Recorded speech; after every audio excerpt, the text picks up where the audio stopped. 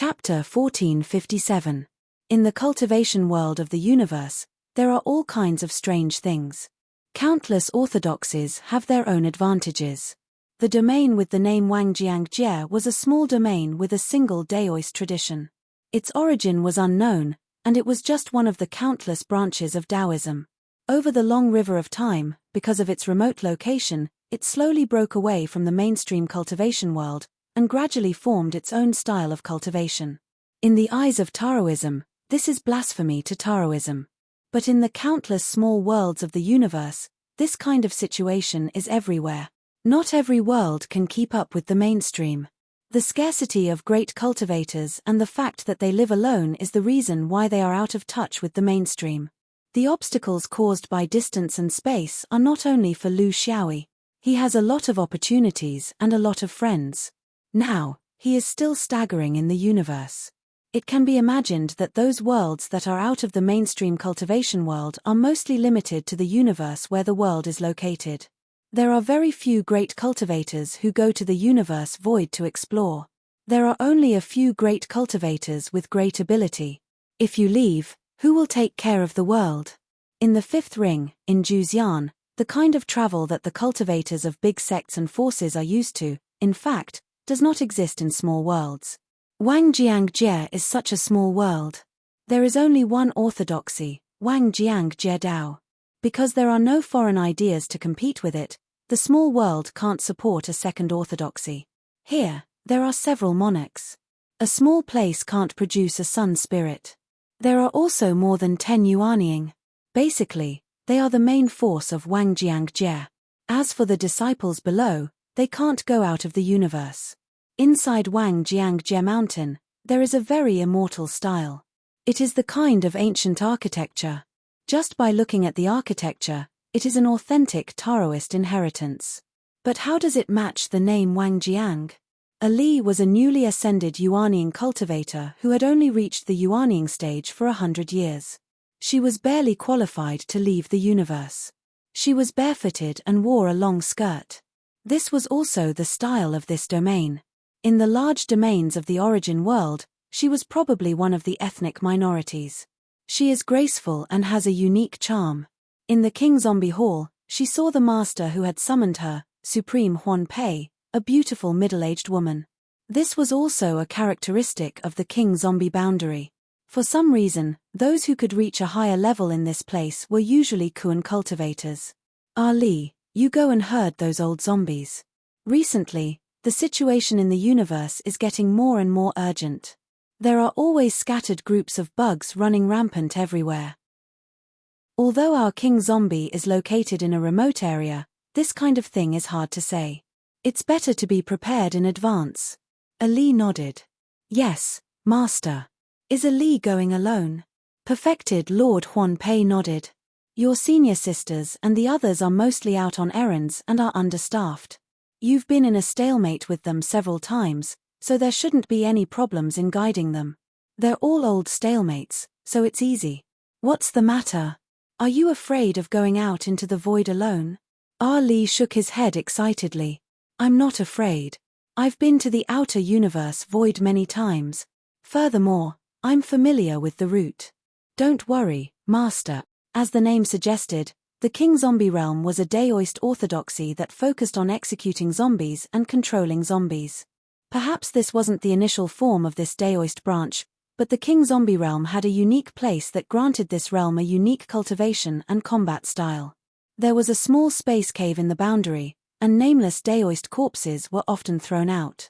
The origin of these corpses could not be traced. These corpses were not the corpses of cultivators, but the corpses that had been processed artificially or after being soaked in an unknown space for a long time began to mutate. They had some characteristics of zombies. Their bodies were abnormally tough, comparable to demonic beasts. They could also fly in the void on their own, but their speed was not fast enough and they were slightly clumsy. Naturally formed zombies were one thing, but in the cultivation world, man-made zombies were a big taboo. It was easy to be attacked by mainstream orthodoxies. In the human world, it was an intolerable behavior. This was also the reason why cultivators of King Zombie Dao were not willing to go out. They also knew that their fighting style would easily arouse the suspicion of others, so for a long time, they had been playing by themselves and rarely communicated with the outside world. However, this didn't mean that Zombie Wang was a cruel and merciless anti-humanist, because these zombies weren't created by them. It was just that they couldn't stop the mysterious spatial hole from gushing out. In a year, there would always be a dozen or so zombies appearing. Excluding those that were damaged beyond use, Zombie Wang had accumulated a considerable zombie army over time. When did King Zombie Dao begin to try to control and use these zombies? No one could say for sure. Based on the principle of recycling waste, after so many years, King Zombie Dao had summed up a set of effective methods of controlling zombies. As time went by, it became the most important fighting method of King Zombie Dao. It could only be said that their original orthodoxy was relatively weak, especially in terms of fighting power. Therefore, in the dependence on the environment, they changed from a Daoist orthodoxy to a zombie orthodoxy. As long as the space cave kept throwing out zombies, they would not be able to get out of this encirclement. After these zombies were trained to be useful, they were probably equivalent to the weak existence of ordinary human cultivators. If they were placed in the orthodox big sects or big forces, they would be of little value. They would not spend a lot of effort to create these things that could not be of much help. But for King Zombie Dao, their abilities were still very good. They were reliable helpers in battle. This was a different perception brought about by their own lack of strength. King Zombie Dao divided zombies into 3 categories: wild zombies, old zombies, and king zombies. Among them, wild zombies were the ones that were just thrown out of the mysterious cave. They had not been domesticated yet, so they could not be controlled freely. These wild zombies needed special training and domestication to eliminate their wild nature. They could not be turned into real idiots. This was a process that required a lot of experience. Ali was not qualified for it yet. Old zombies were the ones that had been domesticated and could be used to fight. King zombies were the best among the old zombies. Their fighting power was far stronger than ordinary old zombies. They were one of the few who were carefully taken care of. Ali was going to take some of the old zombies in the sect to become king zombies. This was a necessary procedure. Because zombies would not talk about faith and loyalty, they needed to be taken out and trained regularly.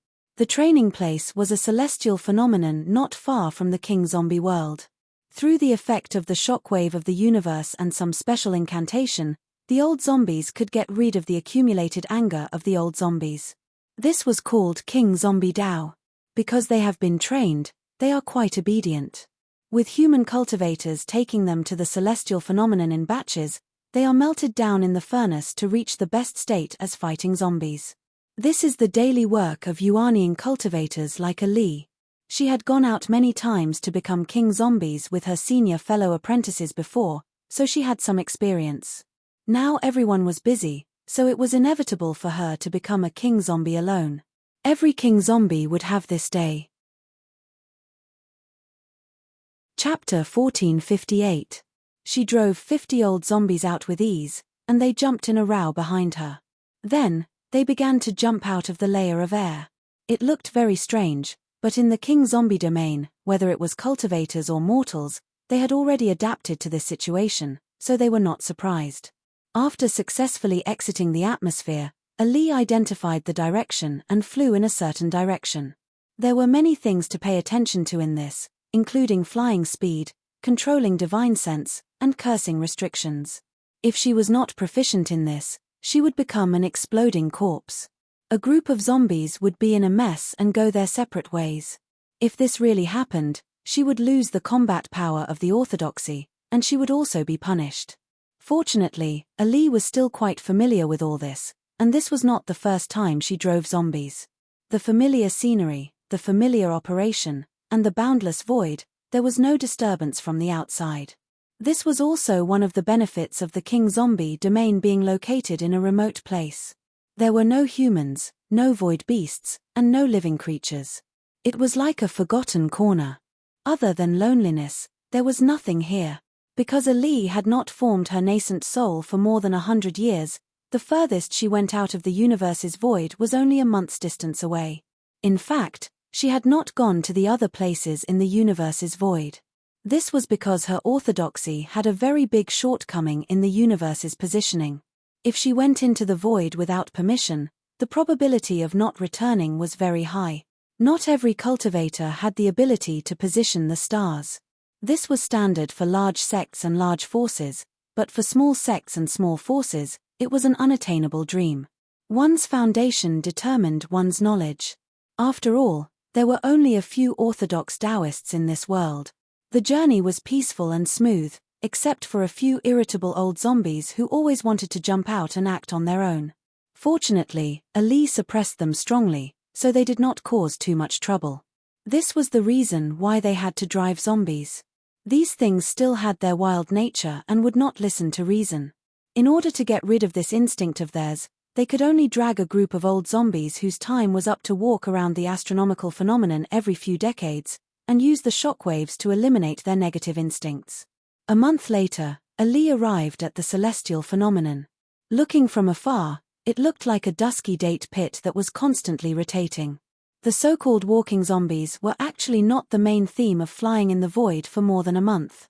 The real walking zombies would start when they entered this celestial phenomenon. She let the old zombies enter through the tip of the date seed. The pressure there was the least, so they could adapt and calm down their instinctive fear. Finally, they would obediently follow her lead and walk through the entire vertical axis of the date seed-shaped celestial phenomenon. After walking through the entire celestial phenomenon, the trace of resentment in the zombie instincts would disappear completely in the shock waves of the celestial phenomenon. He didn't know which senior zombie had come up with this method, but it was indeed simple, safe, and effective. It wouldn't miss a single zombie, which was much more efficient than the early stage of the Zombie King's path. It was a genius invention. Ali led the 50 old zombies to walk around the tip of the date seed in order to eliminate their instinctive fear of the celestial phenomenon. During this process, she would constantly whistle to calm them down. This was a slow process that required enough patience and meticulousness until every old zombie was completely obedient. This round took more than 10 days. This was the initial stage of walking zombies. The key was to be extremely careful and meticulous. Ali didn't lack these qualities. Finally, the 50 old zombies quieted down. After all, they had been tamed, so they were much easier to lead than wild zombies. She had once tamed a wild zombie with her senior sister, but that was really difficult. It was like a wild donkey that had just been caught from deep in the mountains. It didn't listen to any instructions at all. After finishing the preparations, she began to walk zombies. In fact, she led the group of zombies to the center of the date seed. Because this process had already become habitual, the old zombies would basically follow her directions. As long as her zombie whistle was still there, the old zombies would firmly follow the direction of the zombie whistle. The most dangerous part of this process was that when they got close to the center of the date seed crown, the human guide would leave for a period of time. It was a deliberate departure, because for a Yuaniing like her, she couldn't withstand the vibrations at the center of the date seed crown. Even a monarch of the Wang Jiangdao wouldn't be able to withstand the vibrations and would become an idiot. The zombies, on the other hand, weren't afraid because they didn't have brains to begin with, so they wouldn't become idiots either. When there was still some distance to the center, before the cultivator's limit, the cultivator would stop the zombie whistle and let the zombies fly forward according to the inertia. Meanwhile, the cultivator would quickly leave the sky and fly to the other side of the date seed crown. There, the cultivator would blow the zombie whistle again, thus guiding the group of zombies to successfully complete the zombie walk. The key point was that the group of zombies' inertia would take longer than the cultivator's time to go from one side to the other. More than 1,000 years ago, this kind of zombie walk required the cooperation of 2 human cultivators. One would lead from one side, and the other would take over from the other side. However, with the accumulation of experience and the improvement of tools, slowly, one person could complete this task alone. It could be considered a kind of progress. Right now, there was a shortage of manpower in the Wang Jiangdao realm. Many senior brothers and sisters went outside to gather information. Completing the zombie walk alone was a test for Ali.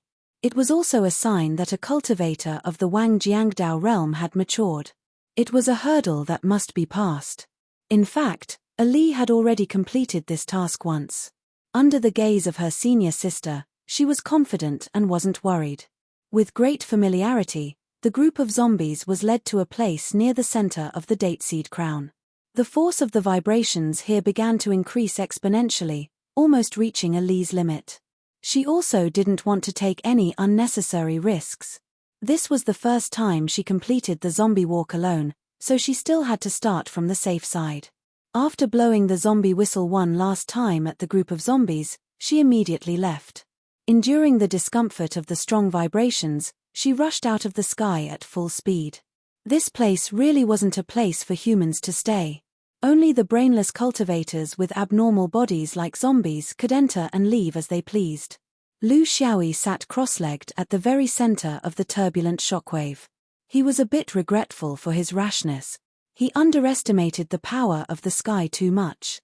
Therefore, after familiarizing himself with it for a few years, he went deeper and deeper until he finally arrived at the very center of the sky. Based on his judgment at that time, there wasn't anything wrong with his actions. He could also handle the situation at the center of the sky with ease. However, as he wasn't used to going deep into the sky, he neglected the most important thing. When the sky changed, the gravitational and repulsive forces actually had the characteristics of tides in many cases. It was sometimes strong and sometimes weak. This period could be as short as a few months, or as long as a few decades. The cycle wasn't fixed. When he came in, it was still in the cycle of the weak gravitational force. But what was worse was that after he stayed in the center for a few months, the cycle ended and suddenly became strong. During the strong cycle, the power of the turbulent force field suddenly increased by several times, instantly exceeding the safety margin that he had set for himself. Now, he had been trapped here for several years. The situation was getting worse and worse because the force field was still slowly increasing. Chapter 1459. Moving in the turbulent force field required the support of magic power. In such a special place, using magic power and spirit to resist the shockwaves was no different from seeking death. The smart way was to understand the changes in the Tao state here and integrate oneself into it. Lu Xiaoyi did exactly that. That was why he could endure the shock waves that others could not endure and still have the strength to move slowly. However, all of this was under the sudden increase in the strength of the force field. All of his escape routes were gone. There was only one reason: he underestimated the omnipresent celestial phenomena in the universe. These celestial phenomena had buried more cultivators than those who died in battle over millions of years, especially those that looked peaceful. In fact, there was danger hidden within. By the time you realized it, there was already nowhere to run. He had also devised countless escape plans for himself, but none of them worked. The problem he was facing now was, should he risk his life to escape with serious injuries? Or should he persevere and wait for the arrival of the weak cycle? The former still had more than half of the chances of dying here, the latter was still far away in the future, but now, he saw a third possibility. A group of zombies jumped over, moving together in a uniform manner. The group of zombies formed a line and flew vertically at a moderate speed. Lu Xiaoyi tried his best to align himself with their group. This was the only thing he could do, to bring himself out through them. There were still many things that he did not understand. For example, would these guys attack him when they saw him? Would he be able to keep up with them? Or should he just catch one? The first stage was daunting but not dangerous. These guys treated him like he was nothing. They passed by in a single file and ignored him. This was good news, but he still could not be sure that if he attacked one of them, the other zombies would still ignore him. This was a group. He did not have the ability to move continuously. The best way was to hang on to one of the zombies. The most suitable way was to be the last one. This was a little disgusting, but the situation was urgent. His life was more important. Now was not the time to care about these small details. When the 49 zombies in front of him had passed by one and there was only one left, Lu Xiaoyi reached out his hand and grabbed the belt of the closest zombie. Even though it was such a small zombie and he had spent a long time preparing for this action, it had almost caused him to be injured in the force field. Fortunately, He had finally caught it.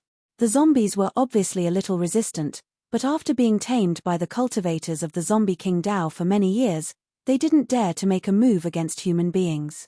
That would be severely punished.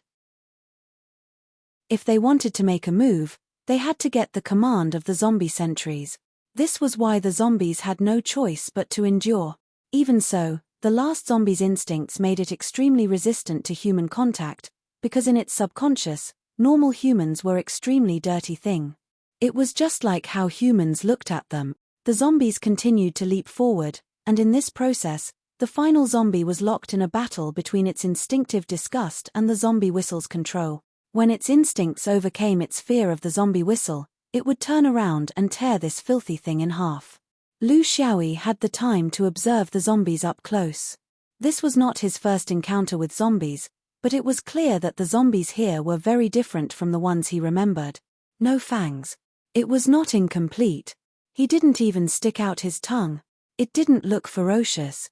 He was just an ordinary human. Other than his eyes being a little dull, there wasn't anything special about him. That's right, his knees could bend. Even his clothes were clean. His hair couldn't be said to be not messy, but it wasn't dirty as if it hadn't been washed for a long time. Every zombie wore different clothes, but he didn't know if it was their preference. Or was it the aesthetics of the controller? He could feel the zombie's resistance, but he wouldn't let go just because of its resistance. He would never let go of something that only relied on its instincts and didn't have its own intelligence. The group of zombies continued to move forward. With the last little tail, they began to gradually leave the center of the turbulence. The pressure on Lu Xiaoyi's body also began to lessen. In this place, the zombies without intelligence were actually more resistant than him. This made him, a monarch, very speechless. Human cultivators were not omnipotent. This was the truth that he understood in this thrilling experience. However, it was a blessing in disguise.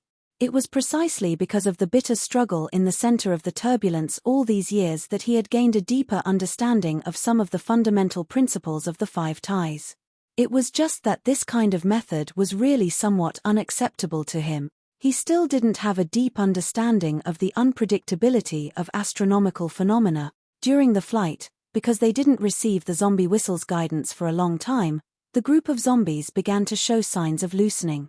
The appearance was that the formation began to twist and turn, not very orderly, especially the last zombie. Suddenly, the last zombie's eyes flashed fiercely. After being free from the zombie whistle's control for a long time, it was finally controlled by its instincts. It turned its head, flicked its finger blades, and was about to hug back. Lu Xiaoyi wouldn't be polite. He didn't know any way to control zombies. He activated the sword qi in both hands and rushed into the zombie's body, tearing the tough body into pieces. Although there was no guidance, he was now out of the most dangerous area. He could control his body to fly forward without the zombie belt. Although his speed was still not good enough, as he got farther and farther away from the center, his ability was quickly recovering. Finally, he got through this hurdle. It was scary but not dangerous. It was also at this moment that the zombie whistle came from the front. That was Ali, who had arrived at the location. He immediately blew the whistle to calm the group of zombies that had begun to become violent and loose. Under the effect of the zombie whistle, the group of zombies returned to order. Of course, there was one person who couldn't hear the zombie whistle, but he followed behind obediently and didn't stand out from the crowd. Now that he had regained control of his body, he also knew that this group of zombies was controlled by someone. No matter what, they had done him a big favor, so he should go over and thank them. Following the group of zombies was the best way to find this human. Just casually apologizing for killing one of his master's zombies. Seeing that these things came in groups, it shouldn't be too precious. But before that, he needed to determine the origin of these zombies. From his contact with them just now, these things were very strange. He still couldn't accurately determine if it was man-made or due to some other reason. There were still a few orthodoxies that controlled zombies in the universe. Basically, they were not considered to be evil. They were all made from dead Taoist corpses. Very few dared to brazenly use living people to make zombies. This method might not be able to make the most powerful zombies, but it would definitely attract the attention of various orthodoxies. He was a cautious person. He just needed to follow and take a look. He didn't mind temporarily turning into a zombie. This was a novel feeling. For someone like him who liked to play pranks, this could satisfy part of his curiosity. If everything was normal, he would just treat it as a friendly joke. Chapter 1460. Ali was very anxious because he had just received a message from the sect that a swarm of insects was flying towards the King Zombie world. The sect requested him to immediately bring the zombies back to the King Zombie world to participate in the battle. Therefore, the zombie whistle sounded especially urgent. The zombies could understand and increased their speed. Although Lu Xiaoyi couldn't understand, he at least knew that he had to keep up with the group. As he got further and further away from the center of the turbulent flow, he had basically returned to normal. His worries were gone and his playful heart was raised. Pretending to be a zombie wasn't difficult for him. He only needed to pay attention to make his eyes glazed over and control his eyeballs to move as little as possible. When looking at people, he had to first turn his neck and not move his eyeballs. The way he flew was very easy. For a swordsman who was good at escaping, there wasn't any special flying skill that he couldn't learn. Then he had to restrain his aura and lower his body temperature until it was the same as the temperature of the universe. If the master didn't know every single one of his zombies like the back of his hand, even a Yuaniing wouldn't be able to discover anything. You might remember the voice, smile, and clothes of your friends, but would you care about the differences between the dozens of zombies in the spirit beast bag? Of course, he might be able to hide from the master, but he couldn't hide from his zombie companions. But they didn't seem to have the intelligence to tell on him. After flying for some distance, they finally saw a very exotic beauty. She was barefoot, wearing a tube skirt and a sleeveless shirt. Her skin was white and her figure was plump. She was very exotic. At first glance, Lu Xiaoyi felt that she shouldn't be a person who could make zombies. Of course, this kind of judgment was a bit arbitrary, but what did it matter? Beautiful things always made people daydream. Ali obviously didn't have time to pay attention to the changes in his zombies. As long as the numbers were correct, what changes could there be? In the King Zombie world, there were hundreds of zombies like this and they didn't belong to anyone. How could she pay attention to the appearance of each zombie? It wasn't like she was in love with a zombie. If the numbers were correct, this zombie movement was very successful. Ali took the lead and led the zombies to fly out. As a matter of fact, she should have led the zombies to the end of the torrent. Only then would she be able to eliminate the zombies' malice. Otherwise, if the malice was not completely eliminated, the next zombie's malice would be brought forward. However, if the domain was in danger, everything could be simplified.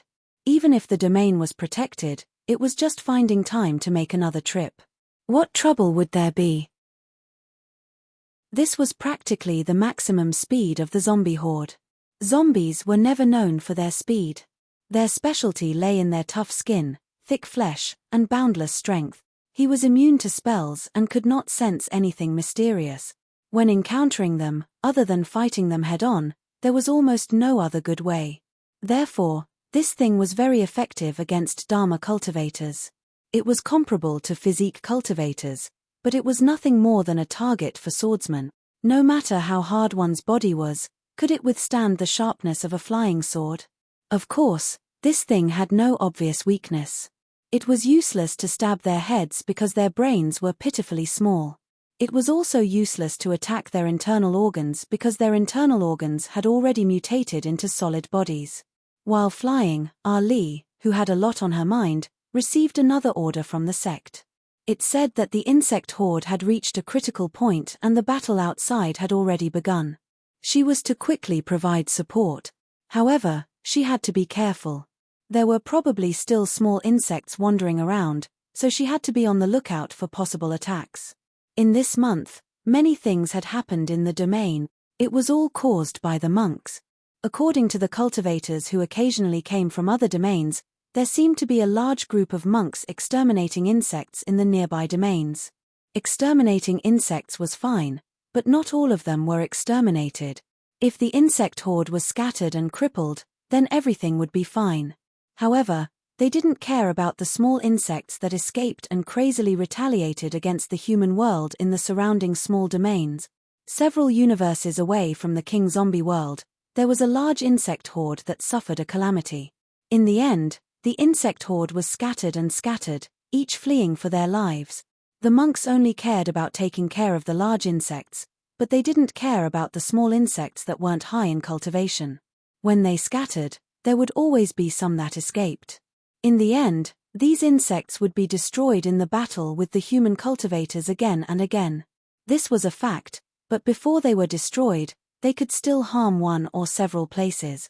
To a large power like the monk group, this kind of insect horde was not worth mentioning in terms of quality or quantity. However, to a small domain like the king zombie world, it was very fatal. Hundreds to thousands of insects, this was indeed a small insect horde.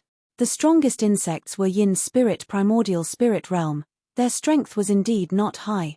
However, to the king zombie world, the pressure was already very great. Every bit of fighting strength was precious, so she had to rush back before the battle ended. A long line of zombies was led back by the anxious Ali. She also couldn't be careful of the insect horde that might ambush her. If she was careful, then she wouldn't be able to travel properly. She could only go wherever she encountered them. Everything would be decided by the heavenly Tao. With this kind of speed, they quickly flew for half a month. They weren't too far away from the king zombie world, only 7 to 8 days' time. However, at this time, the group of zombies started to act up again. For some reason, as they ran, they suddenly lost their formation. It was as if the last zombie ran excitedly and bumped into the one in front. Like a domino, one head bumped into the other, causing the entire formation to be messed up. This kind of situation couldn't continue. If they didn't care, the group of zombies would only run more and more chaotically. In the end, the group would scatter and scatter. It wasn't certain if they could gather all of them. They needed to stop and reorganize the formation. She fiercely glared at the last zombie. She couldn't blame it, it didn't understand either. In the group of zombies, this kind of abnormality would happen from time to time. Usually, after experiencing a meteorological phenomenon, it would be accompanied by the awakening of a powerful zombie skill. In the end, it would become a rare king zombie. It was a good thing, but it happened now, it was very untimely. She quickly stopped. In the midst of the corpse whistle's transformation, she gathered the zombies back into one place and arranged them one by one. She glanced at the last zombie. This guy's speed was very fast, and its strength wasn't small either. To be able to knock over a group of zombies, it wasn't something an ordinary zombie could do. Didn't it know how to run? Thus, she blew the corpse whistle and issued a simple order, ordering this zombie that might mutate in the meteorological phenomenon to be the vanguard. That zombie stood there with a wooden stick, but it didn't move at all. Its dead fish eyes rolled up, as if it didn't hear anything. Ali understood. This really was a sign that some kind of ability had awakened. This kind of thing often happened in the history of the sect's zombie taming. After awakening an ability, they would forget some things. For example, the human's control over them. This wouldn't last long. If the human cultivator couldn't seize this opportunity to quickly tame it, it would run away and become a wild zombie again. Where would they find it in the vast universe? Chapter 1461. Although she had a plan in her mind, Ali didn't have any special methods to deal with it. This kind of situation was usually done by the experienced monarch elders.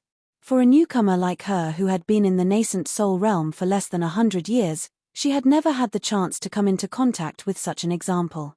Although she didn't have any practical experience or practical methods, it didn't mean that Ali wouldn't make a final effort. After all, the strength of a zombie king far exceeded that of a normal human nascent soul stage cultivator. Some of the stronger ones even had abilities similar to that of a human perfected cultivator. Now that a great war was about to break out, they couldn't just give up on a precious zombie king. There were only 4 king zombies that had been tamed in the sect. If she brought this one back, not to mention the merit, just the contribution to the sect would be enough to satisfy her. It was also the best return to the sect that had trained her. She couldn't give it up easily. In communicating with zombies, the King Zombie faction had a set of special methods. For example, ordinary wild zombies were one method, old zombies were another method, and king zombies were another method. Among them, wild zombies and old zombies were very resistant to contact with humans, but king zombies were slightly different. Because of the mutation, there would be a slight change in intelligence. Some of them would hate humans more, while the other part would subconsciously get close to humans. For the former, she couldn't do anything. She could only rely on the mysterious zombie controlling technique of the sect's elders to forcibly tame it, but it couldn't increase the success rate. For the latter, she could do it now. She only needed to softly sing, no matter if it was a song or words of concern, to see if it could evoke the past memories of this king zombie. Although it would never be able to return to the past, as long as it could instinctively feel a trace of intimacy, there would be a chance. Therefore, she stopped whistling and slowly approached this young king zombie. It was a little handsome, but she didn't know why it had fallen to the point of being a zombie. Carefully observing the reaction of this king zombie, it was still deadpan. But for Ali, no reaction was the best reaction. She slowly stretched out her hand and softly sang, "My soul returns, where can I leave? Stop the war, give me back my broken body. My soul returns, where can I be free? Let my lonely soul return to my hometown as a sacrifice. Let my soul return." In Ali's imagination, if this guy could feel something, his expression would definitely become gentle, revealing a thoughtful expression. That was the deepest longing for his past, something that would never be erased. Even if he became a zombie, it would still be integrated into his bones and blood, his instinct. That was what the sect said when they tamed the Zombie King. It was the key to success or failure. There were good signs. There was also bad news. The bad sign was that this newly awakened Zombie King didn't seem to be recalling its past at all. His cold and stiff body showed no signs of softening. Did she fail to summon him? The good news was that its eyeballs finally moved. This was a physiological reaction that only king zombies could have. The eyes of the other old and wild zombies would never move, because they didn't even have the slightest bit of intelligence. This could only mean that her judgment was completely correct. This was really a king zombie seed that had just awakened, and it had undergone some kind of mutation due to the impact of the shockwave in the sky. The probability was 1 in 100. The new Wang Jiang did not look directly into her eyes. This was also somewhat different from the sect's records. It seemed that the other 4 zombies in the sect all looked blankly at the summoner during the process of taming. The one she was facing right now was very strange. It didn't look at each other, but naturally drooped down.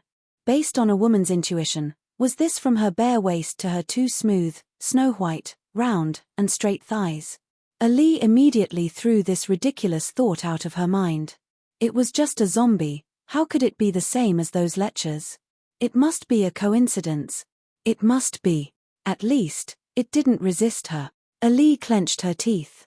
Time was tight, there wasn't much time for her to delay and think. She could only take a little risk and see if she could tame it in the shortest time possible, turning it into a fighting force. Taking another step forward, the 2 sides entered a safe distance, and gently stroked the zombie's cheeks with both hands. This was very dangerous. It was explicitly forbidden in the sect's rules for taming zombies. Because at such a close distance, as long as the zombie was frightened, the opposite cultivator would immediately have his intestines pierce. But Ali also had no other choice. In order to help the sect, she was willing to take a strange risk. At least she knew that she couldn't grab the zombie's hands, because that was the zombie's most powerful weapon. Once you grabbed it, it would immediately make the zombie instinctively resist.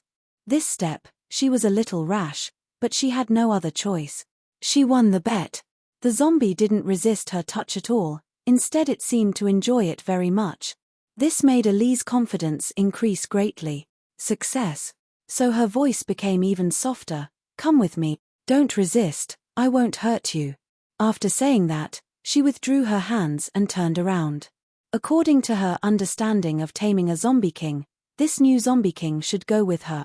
But after taking a few steps, she gloomily found that the zombie king didn't show any signs of following her. What was going on? She didn't have time to play riddles with it right now. Then, under her astonished gaze, the new zombie king made a new move. Its body stiffly bent down, and its hands crossed over its shoulders. This action, in the human world, was a standard sign language gesture, just like people waving their hands to bid farewell, nodding their head to agree, shaking their legs to leisurely. This action in the human world meant, "I'll carry you." This was too inconceivable, right? Was she very familiar with this zombie king? But Ali's nature was kind. She never thought of problems from the bad side. A zombie, moreover a newly awakened one, what kind of bad thoughts could it have? Probably her voice reminded it of its lover when it was alive. Was it this happy playful in the past? Carefree time? Yes, it must be like this. So it asked to carry her. Just like carrying that trace of softness in the depths of its memory. This kind of request, she couldn't refuse. Because in the zombie king boundary, the boundaries between men and women weren't as rigid and dogmatic as some main world's boundaries. Because she didn't have time to change this zombie king's thoughts. She also didn't know how to change it. She was very clear, to a zombie to express goodwill, especially the first request, you must not refuse.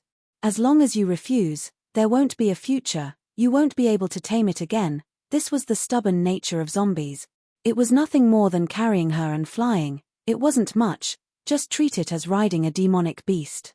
Would you care about wearing a skirt while riding a demonic beast, your skin touching? She was still too kind, always finding reasons to explain for it. In fact, the simplest way of thinking was, even if it was a zombie, it was also a perverted zombie, a perverted zombie. It was a zombie king that was even more perverted than the one on top. She was the only one who was deceived among all the living beings present. She didn't see it as clearly as those 49 real zombies. In the eyes of the zombies, this was simply two human adulterers flirting. Chapter 1462. Ali didn't hesitate anymore. She was in a hurry. Therefore, with a light jump, she was already on top of the zombie king's head. Before she could sit down, she felt a pair of ice-cold big hands wrapped around her bare thighs and pressed down. Because it used too much force, her hands sank half a finger deep into her thighs. Now, she could finally sit down. Now that things had come to this, she could only put up with it. She just didn't know what would happen in the real battle. This zombie king should put her down, right? She calmed her mind and didn't think too much. She only ordered softly, "Let's go." This time, the zombie king that was carrying the beauty finally had some motivation and started to move. This made Ali's heart finally relax. At least, this strong fighting force was stable. Her risk was not in vain. She blew the zombie whistle and was about to set off again with the zombie king in the lead. However, she didn't expect that the zombie king's flight path wasn't a straight line, but a big circle. The direct result was that the 50 zombies flew into a big circle and didn't move from their original place. Another demon moth. Ali even had the thought of killing this strange thing. She couldn't understand. Why was it that after encountering this zombie king, everything seemed to go wrong, and she couldn't get down? Her strength was only at the level of an ordinary human newly advanced Yuaniing. How could she get down when she was tightly held by this zombie king? Just as she was thinking of a way to blow the zombie whistle, she suddenly felt something was wrong. There was an unknown fluctuation of spiritual vigor in the distance, and it was rapidly flying towards here. Although she didn't have enough experience, she wasn't stupid. She immediately understood why the zombie king under her legs was flying in circles and didn't want to move forward. It must have realized the danger, so it didn't want to form a single formation that was easy to attack. Instead, it formed a circle that was the easiest to defend. This was actually a zombie king that knew battle tactics. She didn't have time to think. She just entered Yuaniing not long ago. Her divine sense was very limited. After feeling the fluctuation of aura for a few breaths, she saw dozens of aggressive insects rushing towards her.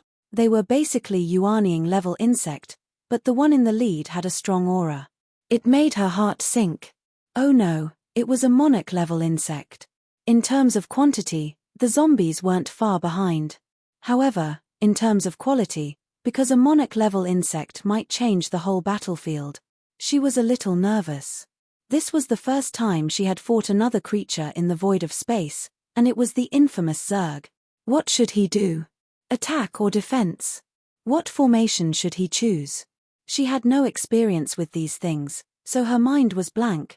She couldn't be blamed for this. No matter who it was, this was the first time in their life that they had encountered such a wild attacker. That ferocious appearance was filled with killing intent. Anyone would panic.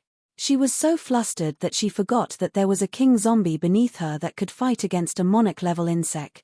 She might have forgotten, but Wang Jiang wouldn't. His body leaped forward, and he charged straight at the true monarch bug. Ali finally reacted. Wang Jiang had already made the choice for her. At this moment, she had no other choice but to blow the whistle with all her might. The remaining 49 old zombies finally had a chance to escape. In their eyes, they wouldn't be afraid of the enemy's ferociousness. The other party was an insect, and they were inanimate. Who should be afraid of whom? Thus, each of them picked a target and charged forward together. Ali whistled as he urgently ordered, "Put me down, put me down. If you crash into it like this, both of us will die." She spoke as if the one below her wasn't a zombie that couldn't understand human language, but a human companion. But a zombie was a zombie. It didn't listen to Ali's command at all. Instead, it charged even faster, so fast that Ali didn't dare to imagine that a zombie could have such speed. Could it be a speed-type king zombie? But if you were holding your thighs with both hands, what would you use to attack? For zombies, their sharpest weapons were their hands, the blades on their hands, and the corpse poison that would spread when hit. It was as if they were sitting on a thin floating raft that was about to crash into a planet. The huge insect in front of them was more than 10 times bigger than the two of them combined. When it opened its mouth, the sharp teeth in its mouth were densely packed. They were charging towards the mouth, walking right into the trap. Ali was so anxious that she was about to go crazy. She had also thought about her future in the void of space. If she encountered a strong enemy, she would fight to the death and die for her cause. But she had never thought that there would be such an awkward day. She was so passive, and she was helplessly digging her own grave. This damn zombie. If she had known it would be like this, she wouldn't have subdued it. At least she would have had a chance to fight it. But now, she couldn't even fly to where she wanted to go. She didn't know where she was at all. In the rapid collision between the two sides, in her annoyance, in her panic, and when she was caught off guard, she didn't even have time to use her most prized technique. The stinky smell of the huge insect's mouth seemed to blow on her nose, and it was close at hand. She only felt that the speed of the king zombie, which was already very fast, suddenly increased by another level. Fortunately, her waist was good, otherwise, this sudden acceleration would have broken her small waist. But this sudden acceleration allowed the two of them to successfully avoid the huge pair of claws that the huge insect had swung out in front of its mouth. They dodged it by a hair's breadth. Then Ali saw that the king zombie under her had already kicked the huge insect with one of its big feet. The insect, which was as big as a small mountain, was kicked until its head was bleeding, and its bones were broken. The huge insect rolled back, but the king zombie under it didn't give up. After the left foot kicked, it would switch to the right foot, and after the right foot kicked, it would switch to the left foot. After a series of kicks, the huge insect had already been kicked into a bloody mess. Ali's heart was like a roller coaster, going up and down, from panic to ecstasy. This time, she had picked up a treasure. Could it be that this was a king zombie that had awakened a leg technique? When these two legs kicked, it was really fierce and unparalleled, and those who blocked it were swept away. A true monarch insect under its feet was actually kicked to death without being able to fight back. Stop kicking, it's already dead, let's change to the next one. This time, the king zombie under her was finally obedient. It carried Ali and floated in the battlefield, appearing and disappearing unpredictably. When that pair of shadowless chain kicks kicked, it was as if it had 3 legs. Ali also completely gave up the idea of using her technique, because she couldn't use it at all. She couldn't aim at the insect. When the king zombie under her started running, she didn't know where it would fly to the next moment. But one thing was for sure, wherever it flew to, it would definitely kick to pieces. In less than 100 breaths, half of the insects had already been kicked to pieces. It was really bloody to the extreme. The zombie horde recovered. In terms of individual strength, they were still slightly above normal insects, and with this king zombie running unhindered, the battle ended in less than a moment. Other than the 3 old zombies who were torn apart by the insect horde, none of the other insects were lucky enough to survive.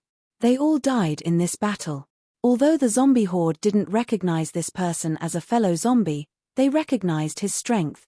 Instinctively, they stayed far away from this so-called king zombie. Ali was in high spirits, and blew the zombie whistle. Let's go, let's kill the insect horde. She had never been as confident as she was now. Because the king zombie under her was terrifyingly strong. Perhaps, this was the legendary rare zombie among zombies, an emperor zombie. Whether it was an emperor zombie or not, she didn't know, but it was definitely a yellow zombie. Chapter 1463. Ali was not in a hurry to get down, because there was no place safer than riding on the neck of the zombie king, and she couldn't get down. This zombie king was good at everything. It was strong, had high ability, had outstanding footwork, and had a keen battle awareness. Its control of the battlefield was something that Ali couldn't compare to. The only thing that made her a little embarrassed was that when it was moving and kicking, its hands were not fixed at a fixed position on its legs, but subconsciously moved up and down with the movement of its legs. This seemed to be reasonable. The human body was a coordinated organism. The muscles and bones of the whole body were interconnected. Even if it farted, it would trigger a large number of muscle groups. For example, the intestines would move, the calves would tighten, the thighs would exert strength, the buttocks would contract, and the muscles would contract and release. Only then could it release a loud and clear fart. So when it was kicking the bug, it was understandable that its hands would subconsciously slip. It just made her a little embarrassed. Even if the king zombie world was more open, it didn't seem to be open to this extent. Of course, considering that pair of cold big hands and its zombie nature, she definitely didn't have any thoughts. There were only layers of goosebumps. The battle was too intense and too exciting. Under the madness, these little things were just minor details, not worth mentioning.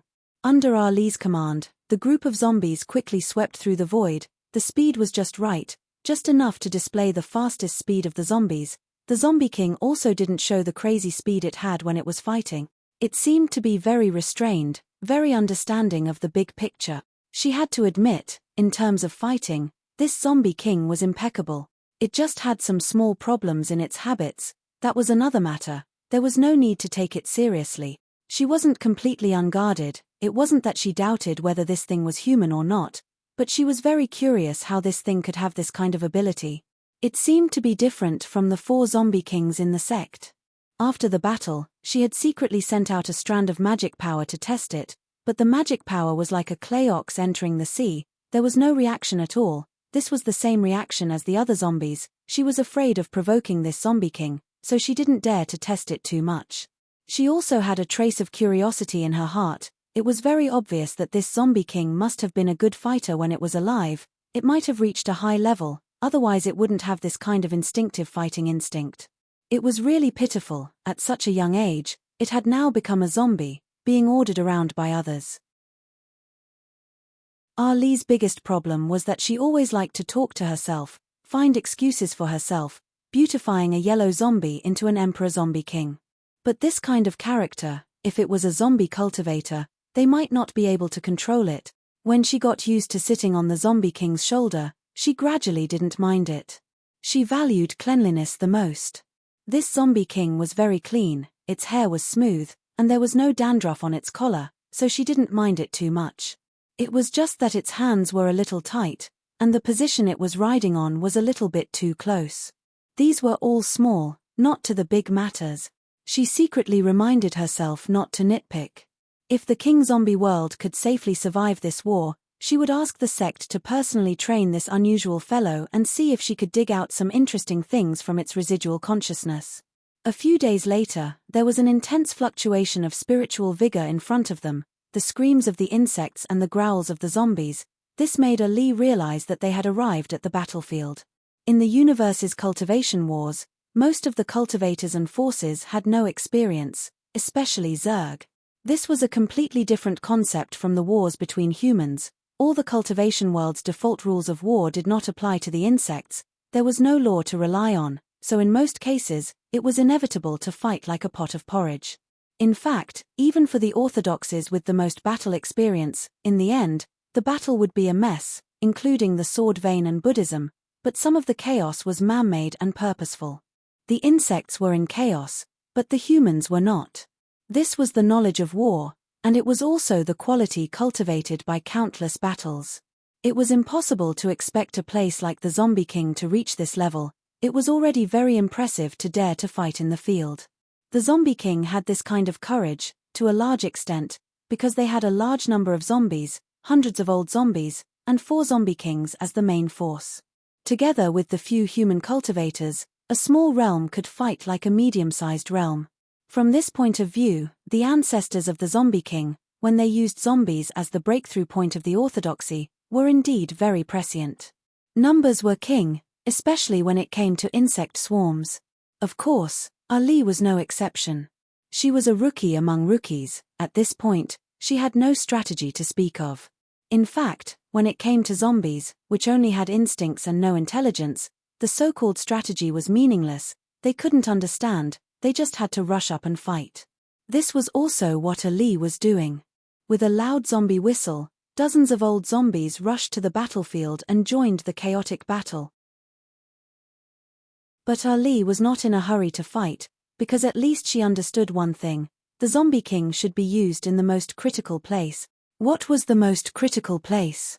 She didn't know, so she had to find her master first. Huan Pei Supreme was in a corner of the battlefield. The joint force of the human Supreme had already been disrupted by the insect swarm, and she was besieged by 2 supreme insects. She was surrounded by danger. Her hairpin was crooked, her hair was messy, her clothes were torn, and her skirt was turned into a grass skirt. It was not that the insects had any special thoughts, but if you didn't have a strong body, you would inevitably be in this kind of predicament. The fighting capacity of the Wang zombie orthodoxy was indeed very weak. It was located in a corner and couldn't keep up with the mainstream development of the universe's self-cultivation world. Otherwise, they wouldn't put the hope of fighting on the zombies. They were already very weak, and if they were distracted to raise the zombies, they would be in a very awkward situation when they really met the enemy.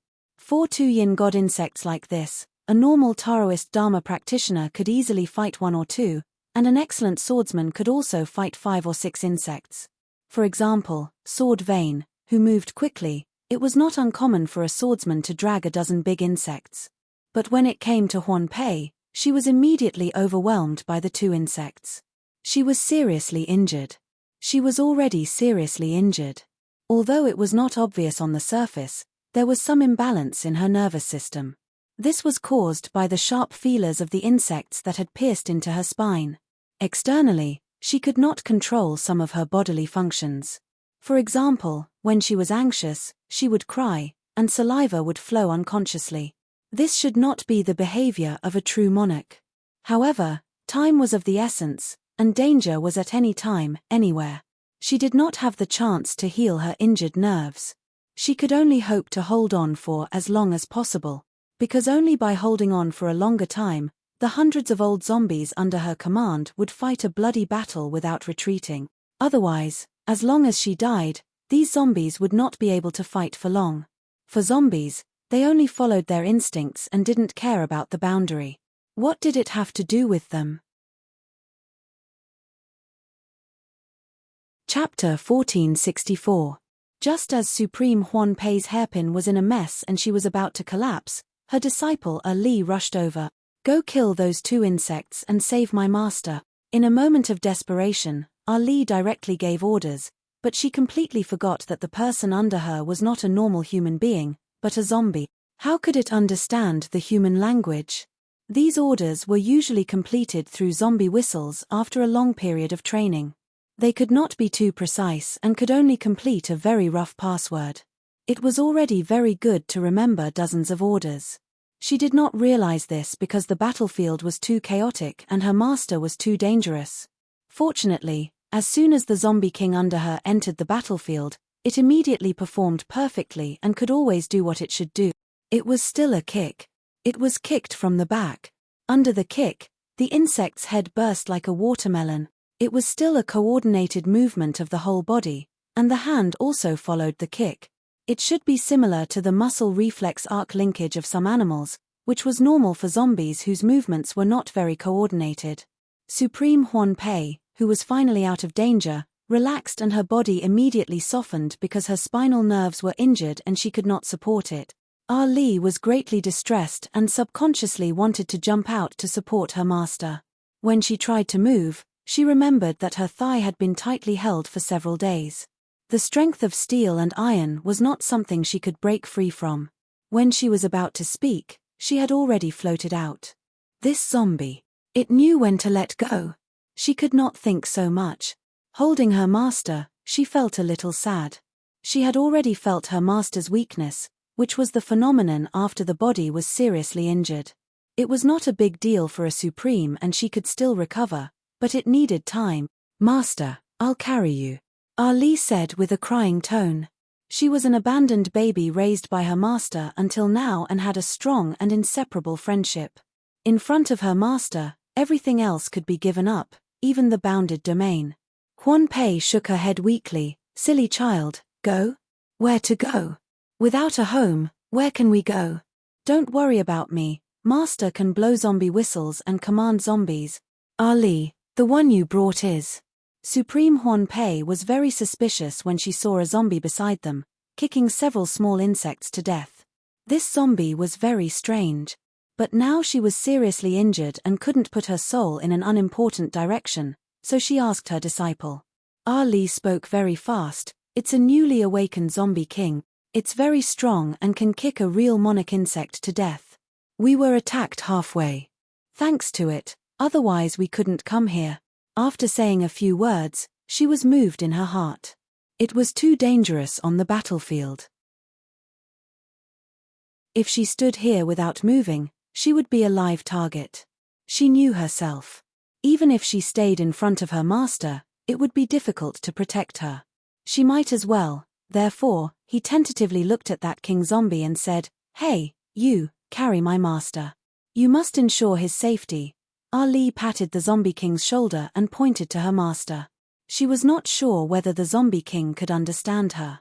On the battlefield, the zombie king would always listen to whoever subdued it. It was different from wild zombies and old zombies because it had the most basic spiritual intelligence and was exclusive. It was unwilling to accept the command of a second human being. No matter who she was, whether she was a master or an elder, or a powerful one, the zombie king wouldn't care about it. To her relief, the zombie king obviously didn't refuse the beautiful woman with soft limbs in front of her. It rushed over and carried Huan Pei, just like when it carried Ali. It was so fast that Ali didn't even have time to put clothes on her master. What a sensible zombie. Huan Pei was very embarrassed because the zombie was very considerate. It was afraid that her spine would be damaged and she would not be able to support herself, so it pressed her tightly against the zombie's neck. Her legs were like iron clamps, and she felt that her body was floating forward with the zombie. The instantaneous acceleration made her lean back unconsciously. If she had not been pressed firmly, she would have broken her waist. Ali comforted her. "Master, don't be afraid. This zombie king flies very steadily. You won't fall down when you ride it. Ali is experienced. You just need to relax and blow the zombie whistle." How could she be relieved? This was because the zombie beneath him was already charging straight towards the largest, fiercest, and ugliest true monarch on the battlefield. Its body was covered with compound eyes, and there were mouthparts on its head and tail that were densely packed with sharp teeth. Its entire body was sticky and dripping. There was no weakness when it attacked. Its head and tail were connected, and its two huge mouths were tearing back and forth. After biting the opponent, it would die and flip. Finally, its body would curl into a ball, and the two mouths at the front and back would bite the opponent at the same time.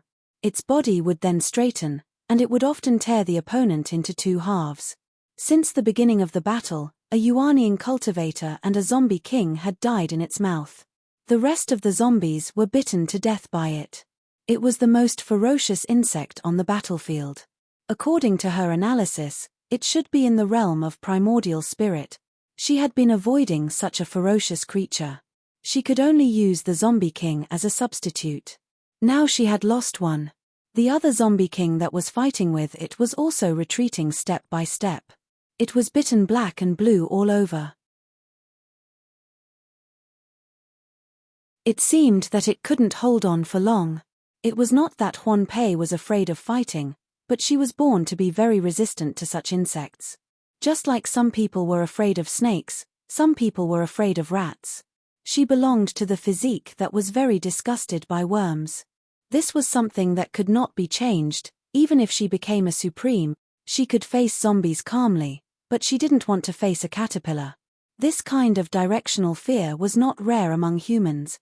So when she found that she was being led to bump into the biggest and most disgusting caterpillar on the battlefield, her heart was in her throat.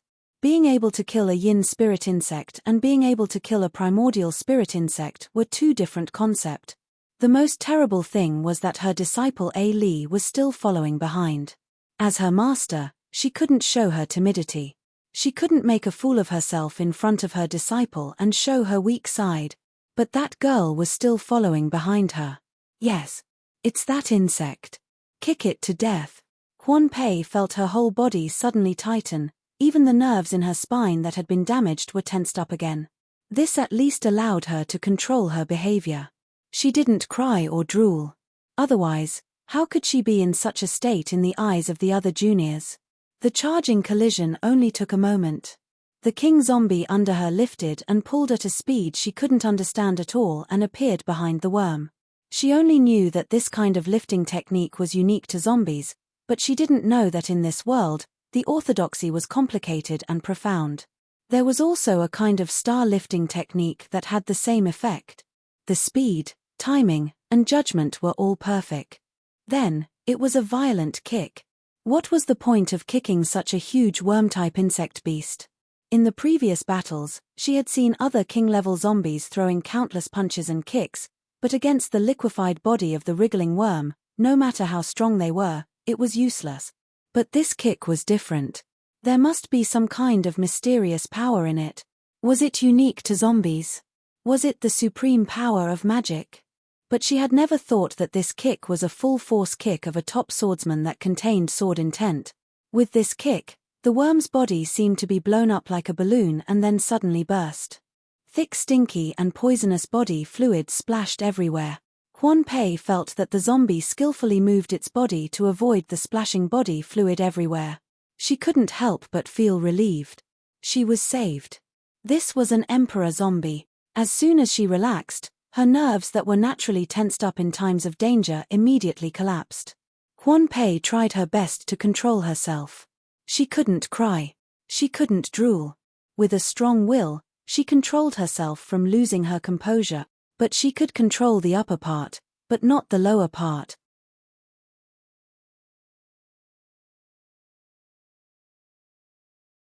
His nerves were damaged to begin with, so how could it be the same as normal? The emperor zombie felt something warm spurting out from the back of its neck. What the hell, was it splashed with dog's blood?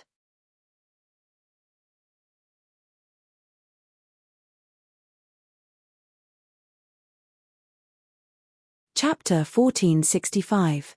Huan Pei was really embarrassed. It was too embarrassing. Fortunately, it was a zombie that didn't know anything. Otherwise, how could she face others in the future?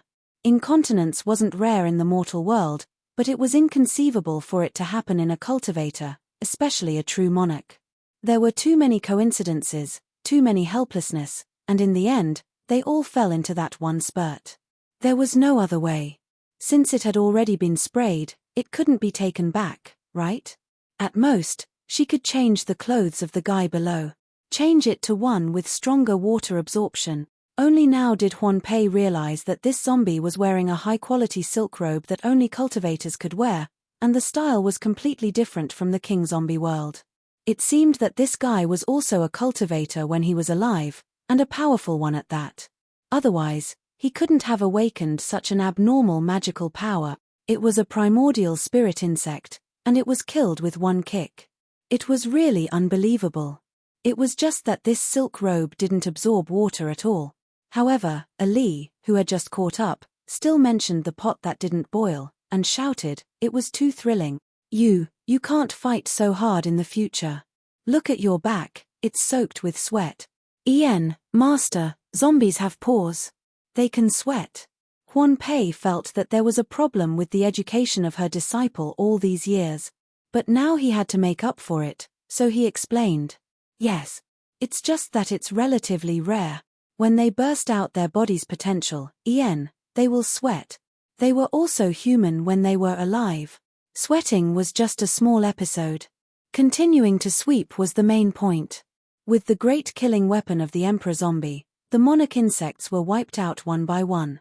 The situation began to become balanced, and then gradually shifted to the King Zombie world, until the autumn wind swept away the fallen leaves in the end. When all the monarch insects were wiped out, the Emperor Zombie under Huan Pei stopped and began to walk in circles aimlessly. Ali laughed. Master, this Emperor Zombie is very particular about the matching of realms. It doesn't bully the weak. It seems that it must have come from a big force when it was alive. Unfortunately, it became like this. The battle ended, and the King Zombie world won a Pyrrhic victory. Most of the losses occurred before Ali came to the rescue. But no matter what, they had turned the situation around. This was something that none of the King Zombies dared to believe. They thought that they were going to be completely wiped out this time. Ali became the greatest contributor, hugging his master and accepting the respect of his fellow disciples. She was the one who gave birth to the Emperor Zombie when she was a zombie. She was the one who rushed to the place where she was needed the most at the time. That zombie. Even if it was an Emperor Zombie, it was still just a zombie. Did it need to be saluted? More than half of the human cultivators and zombies were injured. This was a heavy blow to the small realm, but they had used their own perseverance to win the right to survive. This was the cultivation world. They came out empty-handed and were warmly welcomed in the domain.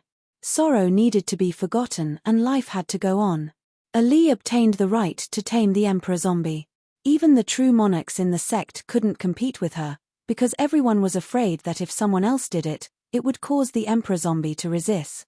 If that was the case, then the gains would not make up for the losses. The higher the level of a zombie, the more autonomous it would be. This was no joke. Now that the insect swarm had just been pacified, it was still unknown how many similar insect swarms there were in the universe. If another swarm came, without this Emperor Zombie holding the fort, there would be no need to defend the bounded domain. Under Ali's arrangement, the Emperor Zombie was placed in a large manor at the foot of the mountain. The scenery was beautiful, and there were no servants. Everything was the best treatment, including a huge coffin inlaid with gold and jade in the bedroom. Humans were divided into different grades, and zombies were no exception. Wild zombies could only live in a large shared room, which was a thin wooden coffin in a cave. Old zombies were better, they changed their dormitory. Several of them shared a room, and the coffin also changed into a large coffin made of solid wood. Needless to say, King Zombies had their own large copper coffin. Dozens of mortals couldn't even carry it. As for this Emperor Zombie, it didn't want to live in the sect no matter what. For some reason, even if they arranged a large hall for it, it didn't want to go in. It just stood there like a wooden pestle, throwing a tantrum. Later, under Ali's request, she took her Emperor Zombie to wander around the sect. No matter if it was quiet, lively, beautiful, dangerous, cave, or building, it didn't want to go in. Therefore, she could only lead it out of the sect. However, she didn't expect that once it went down the mountain and came to this sect's manor, it wouldn't move. That meant, this place was not bad, it would just stay here as a zombie. Fortunately, it wasn't far from the sect. It was very convenient to go up and down the mountain, therefore, she sent the servants to other places. No one was left here, it was to make a home for the zombie lord. Ali's heart was also relieved. Otherwise, if this guy asked to be raised in a free-range manner, she was afraid that she would lose this proud rare creature. After the war, it was very troublesome. There were countless things that needed to be done, including after the battle, because the zombies' desire for blood was aroused, so no matter if it was king zombies or old zombies, they would be pulled to the celestial phenomenon in batches to continue to receive shockwaves to eliminate the negative energy. There was also the matter of personnel's funeral. The sect's internal affairs were adjusted, the wild zombies were domesticated, and the personnel was very tight. However, Ali only had one task: to take care of the Emperor Zombie at all cost. This was the guarantee of the domain's future. Emperor zombies had never appeared in the history of the King Zombie faction, so they actually didn't know what they should look like. The seniors didn't leave any words about this thing. It was only a legend, but they didn't expect that the legend would become a reality. In terms of fighting power, it was true that it was an Emperor Zombie. If it really fought, it might be able to fight against the human yang spirit. Of course, they wouldn't do that. The human yang spirit could be reborn, but the zombies couldn't. But in case of any accident, it could compete with yang spirit level insects or demon beasts. This was what the king zombie cultivators valued the most. They had never thought of fighting with the human Tao. How to raise an emperor zombie, this was a new topic. Because no one had experience, Ali had to explore it alone. She would come to the manor every day to accompany it, to see how to further communicate with it, to deepen their understanding. In her opinion, this was a zombie with a story. If this emperor zombie could tell its story one day, she was afraid that this emperor zombie would truly be subdued. This was a big goal, but she wasn't in a hurry. What Ali needed to solve now was a small goal: how to make the emperor zombie happy. Did zombies have emotions? Of course, ordinary zombies didn't, but king zombies had this aspect, not to mention that she was facing an emperor zombie. In the end, Ali finally found a fact that made her feel helpless. When she dressed formally and covered her whole body, this thing's temper was always bad, and it ignored her orders.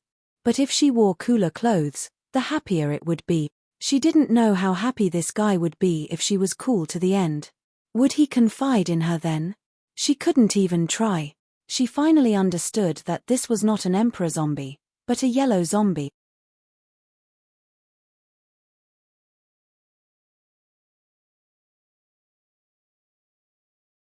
Chapter 1466. There were also important matters. The zombie horde had suffered heavy losses and needed to be replenished.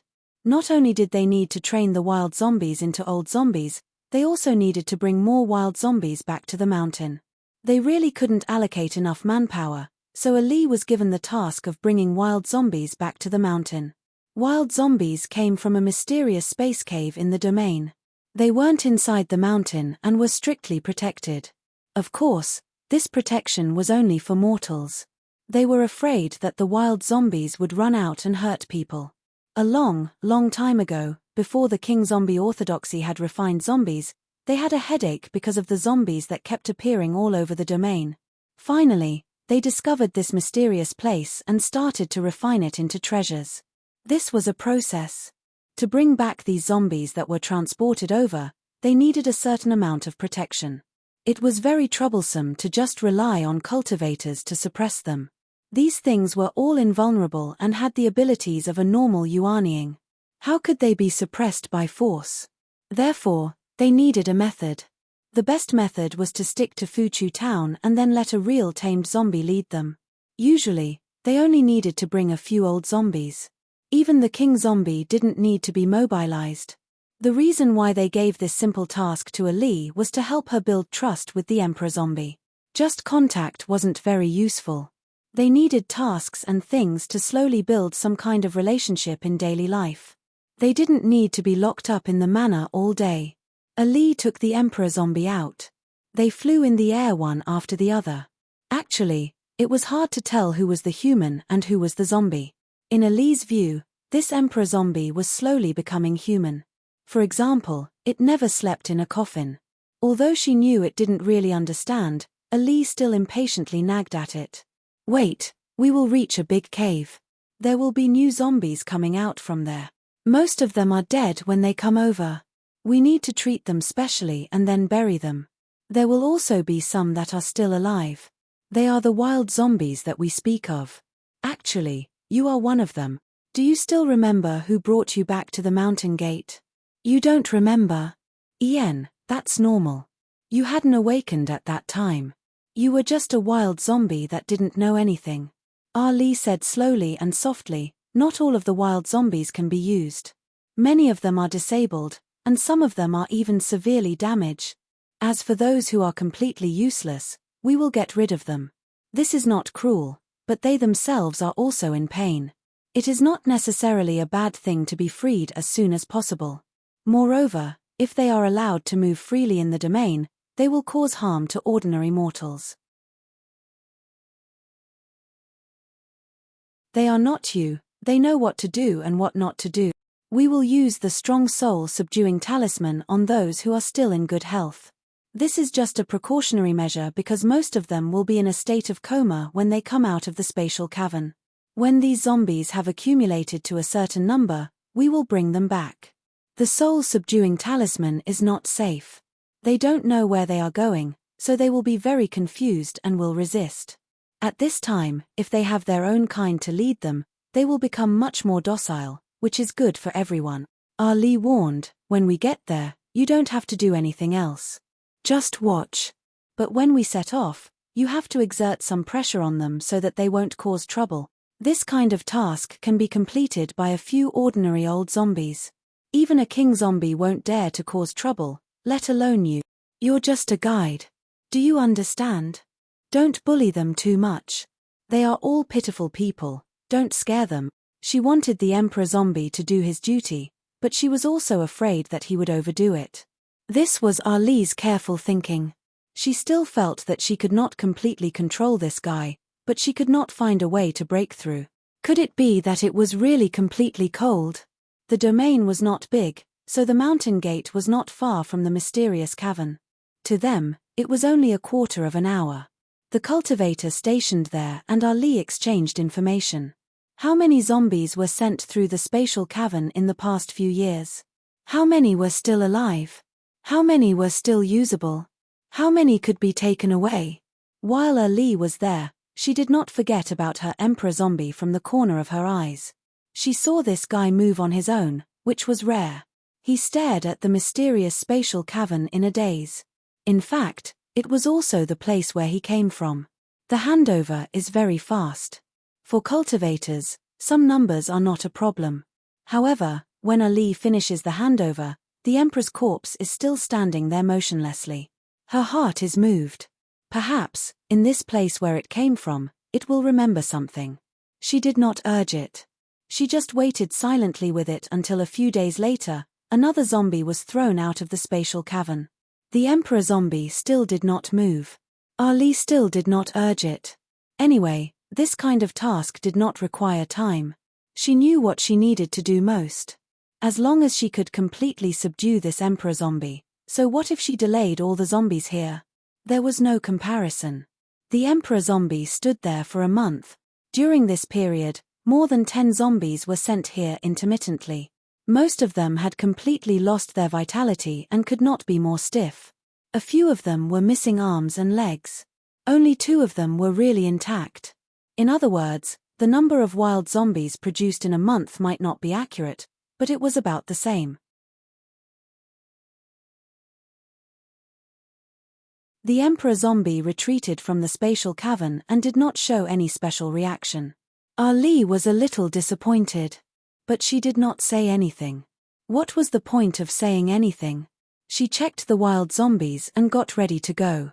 Over the years, there were 15 wild zombies, which were the supplement of combat power. But these zombies might not all be able to become old zombies.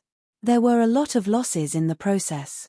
For example, they did not listen to taming, fought with each other, got lost in the universe, and got destroyed in the sky.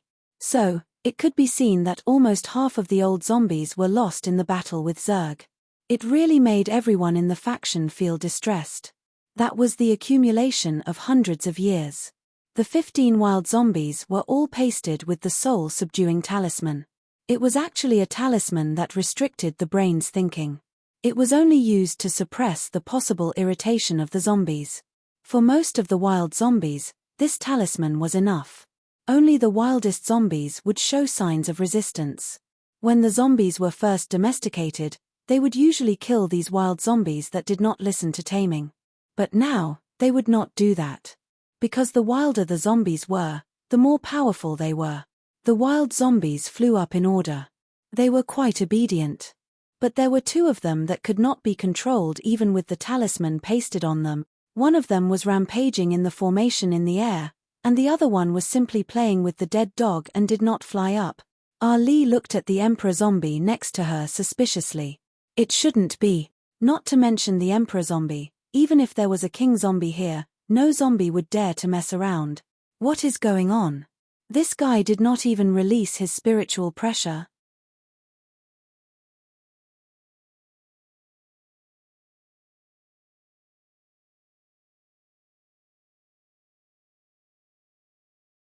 Chapter 1467. Under Ali's gaze, the Emperor zombie suddenly rushed out. It didn't do anything else but kick wildly with its legs.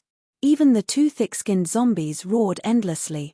It was the first time Ali had seen such a violent method to make wild zombies obey. It seemed that there was no record in the sect's ancient records. What made her happy was that the Emperor zombie knew her intentions and knew what to do. What made her puzzled was why it didn't use a simpler method and only needed to use the most primitive aura suppression between zombies. Why did it have to use punches and kicks? Or was this guy just a violent maniac?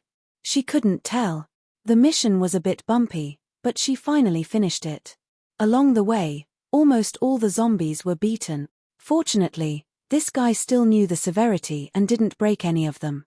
Returning to the mountain gate and handing in the task, Ali was very depressed, so he went to find his master who was already in good condition. In the past few months of quiet recuperation, coupled with the power of elixirs, Supreme Huan Pei was able to resist this kind of injury and had already recovered. Now she was just doing the final nursing. Master, what do you think is the weakness of this Emperor zombie? Supreme Huan Pei lit an incense with her bare hands. The past was like a dream. The battle scene was still vivid in her mind. There were many things that could be said and some that couldn't be said. But in terms of training zombies, she was much more experienced than her disciple. My king zombie bloodline has no experience with emperor zombies. This is the first time in history. So, everything has to be fumbled. Ali, you are the person closest to it, so you have a big responsibility. Then, based on your observation these days, does this emperor zombie have any weakness? Ali was a bit embarrassed, but in front of her master, she wouldn't hide it. She said softly, Master, this emperor zombie is a bit perverted. If I wear too little, his temper is good. If I wear too much, he ignores me. Especially those hands of hers, they were very dishonest. Of course, this is just my guess. Maybe it was a flower thief in its previous life. In the end, it was caught and made into a zombie as punishment. I originally wanted to find a few low-level Kuan cultivators or mortal women to test his reaction, but I always felt that it might be inappropriate.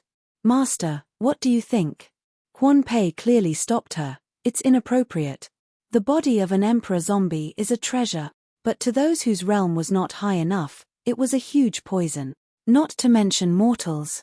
If something really happens, I'm afraid you won't be able to control it. Why don't we let it dry for a while? I see that you've been going there every day. That's not good. It's easy to get tired.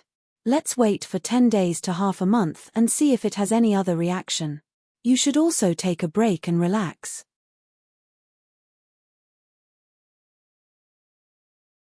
If you're always so tense, who knows when you'll inadvertently make a mistake? When a zombie reaches the level of an emperor zombie, it already has a trace of a real human's shadow. You don't need me to teach you this, do you? Ali seemed to have understood something. She was a little tired of staying with that emperor corpse all day long. The key point was that that guy didn't make a sound, just like a corpse. No one would be able to endure like that forever. She was able to endure for several months because she had a sense of responsibility for the future of the sect. After several months of talking to herself and making all kinds of guesses, she needed to calm down. Good. I'll listen to Master. In the next few days, I'll go. Huan Pei smiled. Your senior sisters are going to hold a Dharma assembly for the rogue cultivators of all realms. You should also go and help. Change your mood and interact more with living humans. Don't stay with zombies for too long. You're going to become a zombie yourself. Ali was very happy. She liked this kind of Dharma assembly very much. In the end, she still liked to stay in a lively scene. This was something determined by her personality.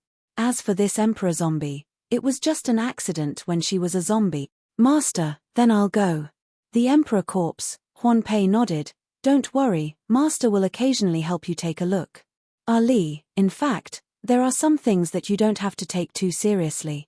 For a zombie like this, in fact, we've already lost the strong control over it. If it wants to leave, no one can stop it. So, avoid using force. Maintain a natural heart. Maybe the effect will be better. With Master's support, Ali happily went to find a few senior sisters. There were a lot of things to talk about between them.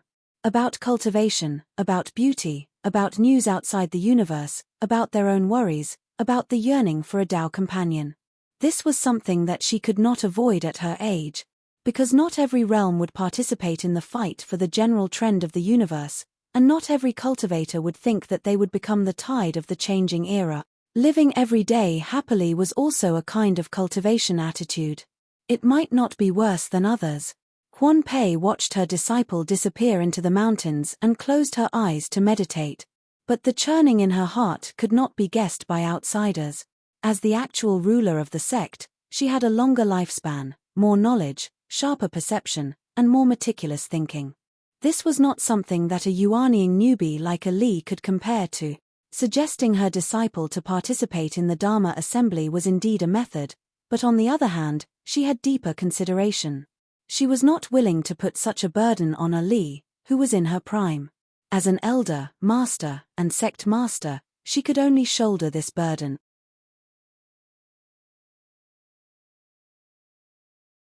She didn't tell anyone about her suspicions because there would only be harm if more people knew. The strength of that emperor zombie was enough to flatten the entire king zombie world. Every time she thought about the battle, it would make her shudder. That guy was a killing machine. It wasn't about having infinite strength, nor was it about having tough skin and flesh. It was about having an exquisite control over the entire battlefield and the insect swarm. Such an ability wasn't something that could be achieved on a whim. Among the outer realm cultivators she knew, even the most outstanding disciples from the large sects couldn't do this. Killing a ferocious origin spirit insect with one kick, did he really think it was a caterpillar? For this kind of thing, it was not good to keep pretending, and it was also not good to blow it out of proportion. The best way was to make it clear. She was alone. She sat like this until the sky darkened. Then she quietly slid out of the hall and out of the sect. She was the highest ruler, so of course she had the highest authority. No one could control her. As soon as he left the mountain gate, he directly landed. His target was a large manor at the foot of the mountain gate. Although it was already the planting season, there was not the slightest sign of farming. This was the result of the servants being dismissed. They were afraid that there would be some ungrateful fellow who would inadvertently offend the emperor zombie and bring about a fatal disaster. In fact, there was no need. It was just an act. She firmly believed that this young zombie would never kill mortals.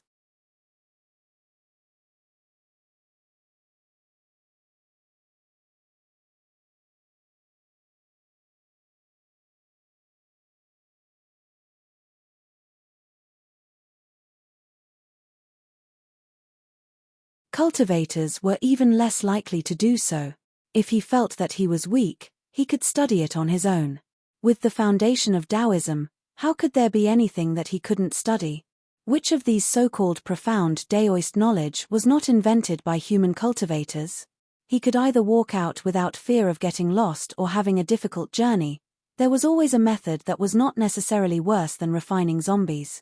However, for the cultivators here, refining zombies was the easiest and most readily available. Humans were like this. When there was an easy way in front of them, they would give up the difficulties in the future. However, which of the two ways was better, anyone with a little knowledge would know. But he was not a king zombie, and he had no right to make decisions for others, so it was better not to say it. If he really said it, and they really listened to it, how could they survive the thousands of years before the end of the era? He couldn't guard here forever. How many years have zombies been around? Quan Pei was very serious. 1,000 years. Our king zombie began to refine zombies 1,000 years ago, but zombies appeared even earlier, maybe 100 or 80 years earlier. At that time, the elders were also annoyed by these endless zombies, so they figured out such a method. They thought that they could kill 2 birds with 1 stone, but they didn't know that it would affect their own cultivation. Now, it's hard to change it even if you drink poison to quench your thirst. Lu Xiaoyi nodded. This was indeed the trouble of small businesses. You couldn't completely apply the high theories of those big sects and big forces. Who didn't know the purity of Tao? But you had to survive first. Survival was the most realistic pressure. More than 1,000 years ago was just before and after the collapse of fate. Such a coincidence was very interesting, but this problem was too big for him to consider for the time being, let alone get involved. Seeing that he was pondering, Quan Pei probed, "Fellow Taoist, are you here for a long time? Or are you just passing by? If you want to stay for a long time, King Zombie can arrange it for you. I guarantee that you'll be satisfied." Lu Xiaoyi smiled. "I was cultivating in the turbulence, but I was brought out by your little girl. It was also a chance. You don't have to thank me. For Zerg, this is what every human cultivator should do. When the cultivation is over, I will naturally leave." Quan Pei sighed in her heart. How could she not know that without a parasol tree, how could he attract a phoenix? King zombies were too small and too remote. It was not a place where such a top cultivator could stay. Their goal was the stars and the universe. Just by looking at their strength, where couldn't they go? But fortunately, his cultivation was not over yet. It should be that he still didn't understand the turbulence.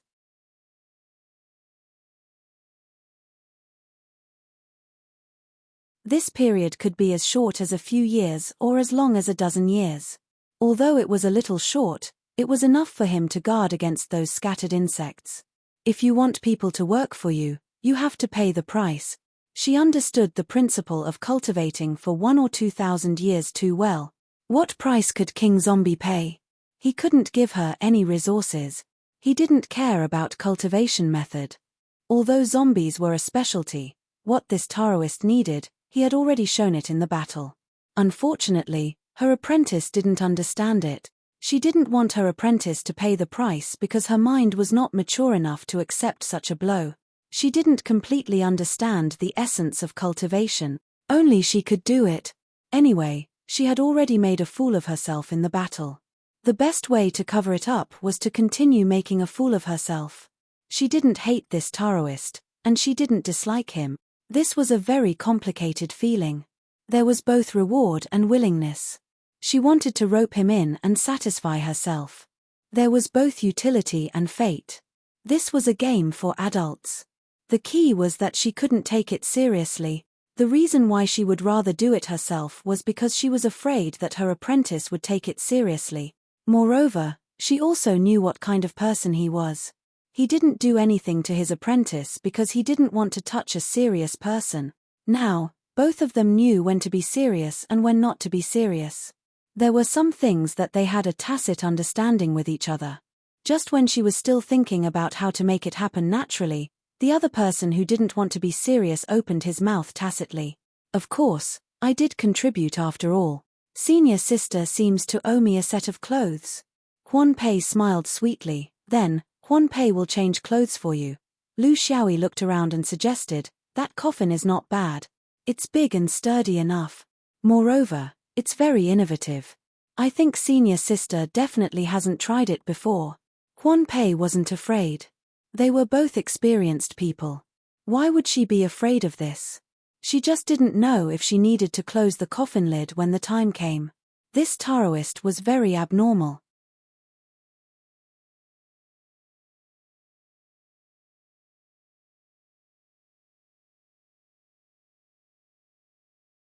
Chapter 1469. Ali came back after relaxing for more than 10 days. She found that the Emperor Zombie was still the same. However, her master ordered her to take the Emperor Zombie to the shockwave phenomenon again. The excuse was to let the Emperor Zombie stabilize its awakened skills. It was very reasonable. Do you need to stabilize it? Or do you want to learn more about the zombies' supernatural power in the phenomenon? Ali was still rambling. She didn't think that this was her master communicating with the Emperor Zombie, and it was a very deep communication. She only thought that this might be due to her master's rich experience in raising zombies. She saw more than she did. Her master did see more than she did. Lu Xiaoyi still had some new ideas to prove here. The shockwave turbulence was a very special phenomenon. He couldn't miss the opportunity. For a traveler in the universe like him, if he missed it, it would be very difficult for him to go back and look for it again. This was the current state of the two. He was in the depths of the turbulence to learn the 5 ties. Ali was doing nothing outside. She occasionally caught some wisps of spiritual vigor to pass the time. Everything was peaceful. A few years later, Huan Pei led 3 guests to tour the world of the Emperor Zombie. She didn't hide the origin of the zombies at all. For the Emperor Zombie, as long as there were big forces passing by here, she would stop and show her secrets to them. It was also a helpless action. If you didn't show it and hid it, people would think that you were artificially making zombies. That would be a disaster. For more than 1,000 years, cultivators of such big forces had passed by several times. The Emperor Zombie dealt with them in the same way.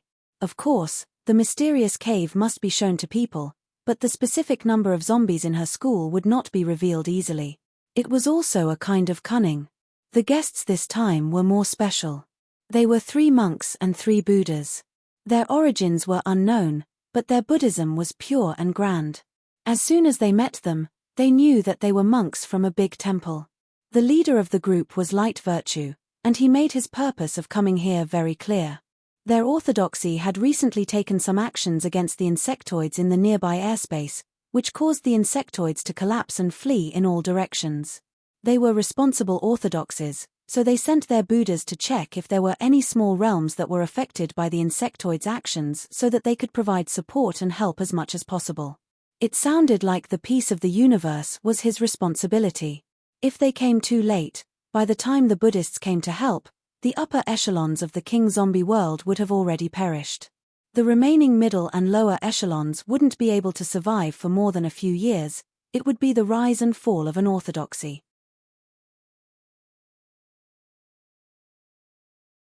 But the Buddhas didn't leave. Instead, they were very interested in the King Zombie boundary. It was this kind of interest that made Huan Pei uneasy. When a tiger shows goodwill to a sheep, what do you think the sheep will think? After observing the entrance of the mysterious space tunnel and carefully examining the zombie, the Buddhas came to the same conclusion as Lu Xiaoyi. This is a defective product. Someone was mass-producing zombies, and then through some means, disposing of the defective products. By chance, these wastes were thrown here. Perhaps to the person who did this was just a very ordinary spatial hole, but they did not expect that this hole would lead to a human domain. That's probably it. It was a very sharp judgment. He was worthy of being a virtuous man who came from a big Buddhist force. Huan Pei would usually join in and ask at this time. Then Master Guangde, do you have a way to trace the source? Although the King Zombie world is small, it also knows the right and wrong of cultivation. For the source of zombies like this, the best way is to trace it back to the source and eliminate it completely. But the King Zombie world is weak. There are only a few cultivators who can fly out of the universe. I wonder if you can think of a way. This is retreating in order to advance. First, remove yourself from the problem, and then push the problem out. Can you solve it? If you really solve it, I have nothing to say. If you can't solve it, then don't blame me for being a little inhumane by using zombies. A small domain also has its own wisdom. Of course, Guangde couldn't solve it. Not to mention he was a Buddha in the Yin God realm. Even a great Buddha in the Yang God realm couldn't do anything about this kind of space tunnel. This was not a matter of finding the source. If it was possible, it could be anywhere in the universe because there were abnormal space connections. In the cultivation world, the stupidest way to solve it was to block or destroy the space tunnel. This was completely meaningless, because blocking here didn't mean that the other side would no longer create zombies or abandon the corpses. On the contrary, the corpses might appear in other spaces and cause turbulence. It was better to do it here. At least the King Zombie world still knew what to do.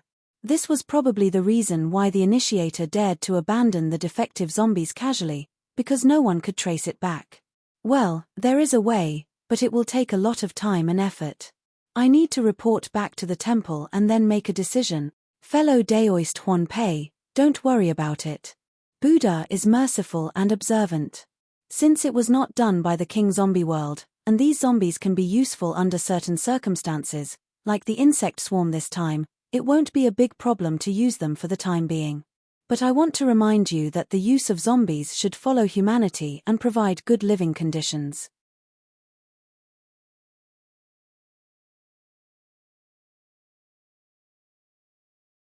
You can't easily carry out cruel mutation research on them. Grandmaster, you're right. Wang Jiang would never do something that would incur the wrath of both men and gods. As a cultivator, one must have a bottom line.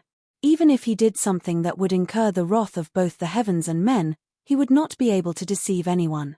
We all know this. Huan Pei spoke righteously. She had said this countless times in the past 1,000 years.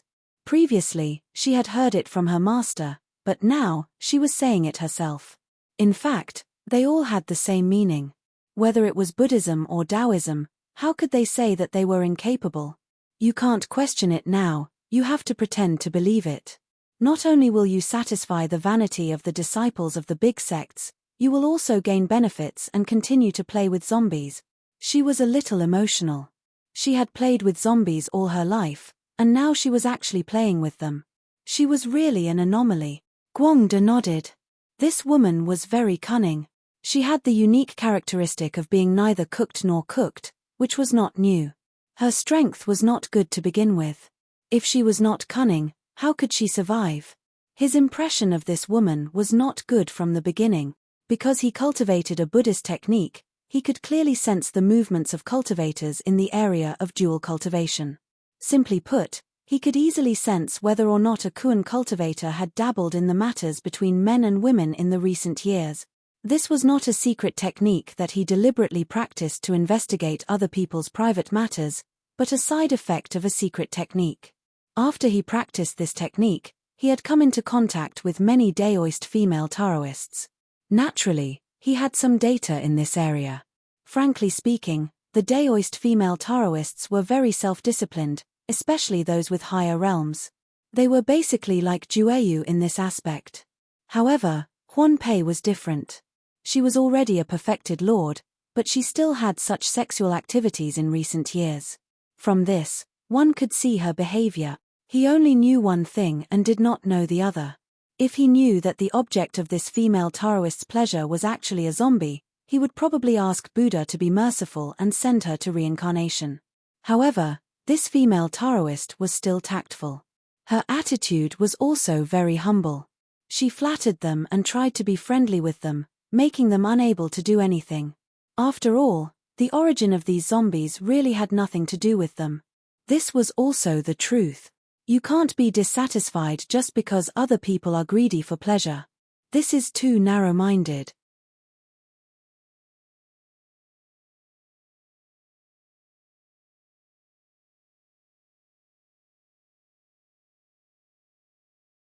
Chapter 1470. The King Zombie World's mountains and waters are beautiful, it's truly a blessed land. If it was destroyed by Zerg, we Buddhists would have sinned greatly. Fortunately, fellow cultivators resisted with all their might and protected the safety of mankind. Guangde praised. They were very surprised that the King Zombie world could defend the world. When the Buddhists tried to kill Zerg, several swarms of insects escaped, the largest of which came here. Hundreds of large insects did not have a nest to burden them, nor did they have small insects to take care of.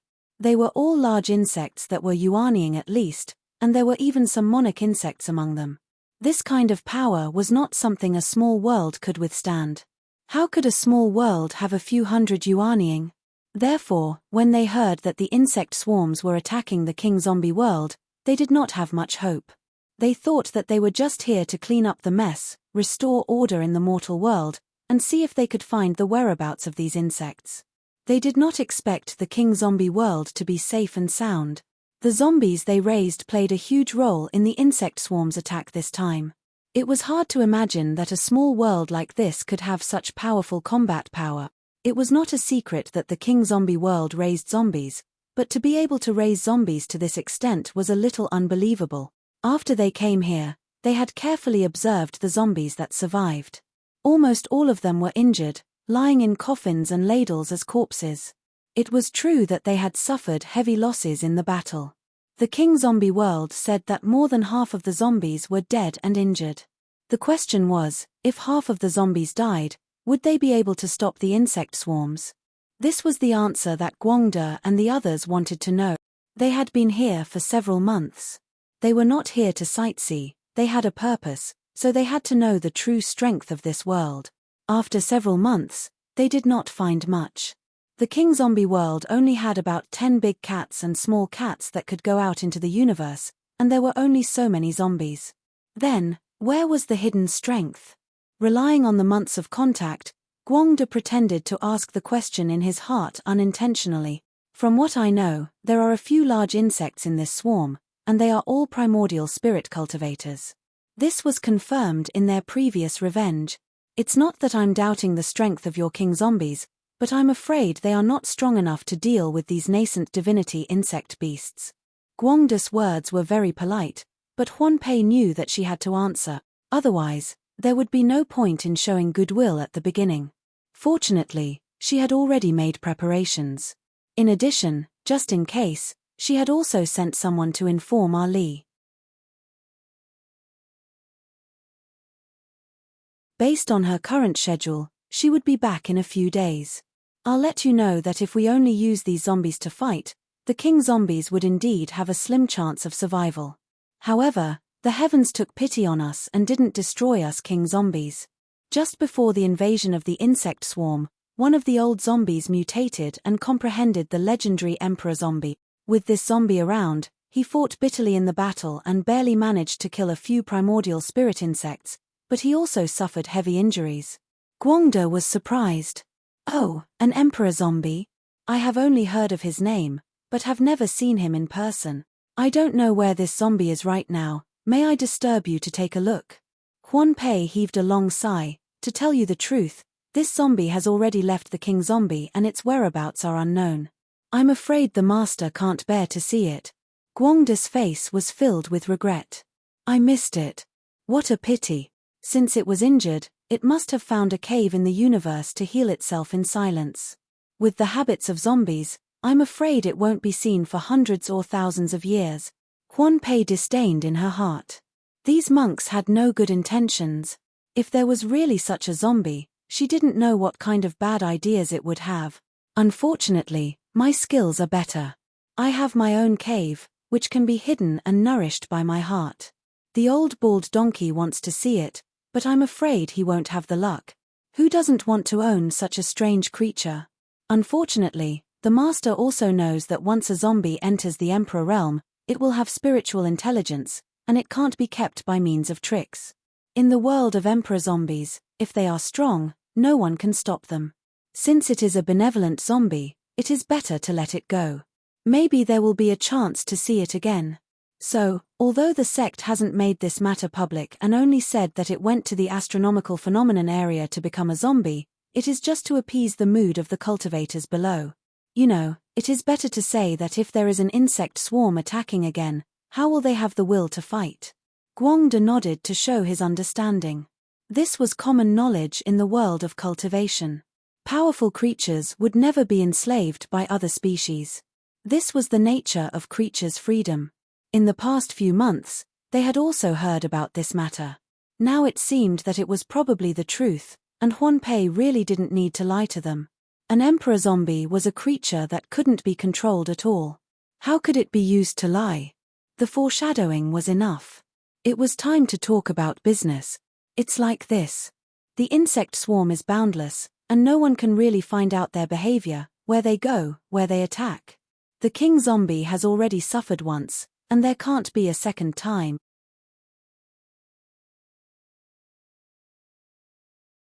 Since this matter started with Buddhism, it should end with Buddhism. Our idea is to set up a temple in the king zombie for communication purposes. When there is an insect swarm attacking, the alarm will be sent out, and we can arrive in the shortest time possible. What do you think, fellow Daoist? Quan Pei was furious, but she didn't show it on her face. Did they think she was stupid? What was the point of setting up a temple in the king zombie? If they only relied on communication, how long would the reinforcements arrive? A few years or a dozen years? If they really waited until the reinforcements arrived, they, the king zombies, would be reincarnated and could do nothing. Unless there were more than 10 Buddhas stationed here, how could that be possible? The reason why they made such a suggestion was nothing more than wanting to set up a Buddhist orthodoxy here. After a few hundred years, with the abnormal spreading ability of Buddhism, the king zombies really didn't need to worry about the insect swarm attacking, because they would all be swallowed by Buddhism. The so-called rescue was just an excuse. However, she couldn't refuse directly. She could only delay. Then she would release the emperor zombie in her cave. She made up her mind, Master, what you said is exactly what I want. With Buddhism setting up a temple here, not to mention Zerg, other orthodoxies wouldn't dare to cause trouble here. The king zombie world will be peaceful from now on, enjoying the glory of the golden age. But I'm ashamed to say that although our sect is small, it also has a small problem, and that is that we can't monopolize the orders. We have to discuss it with everyone, so that we won't spoil each other's relationship. You see, let me gather my disciples, and we will have a conclusion in a few months' time. Quan Pei promises that we won't let you down. Guangde and the other two didn't agree, but there was nothing they could do. It was indeed like this in small sects, unlike their orthodoxies, where regardless of whether you agree or not, you have to carry out the orders. Small sects were different. With more than 10 people, they were basically on the same line as master and disciple, so they could only discuss it. This was also the truth.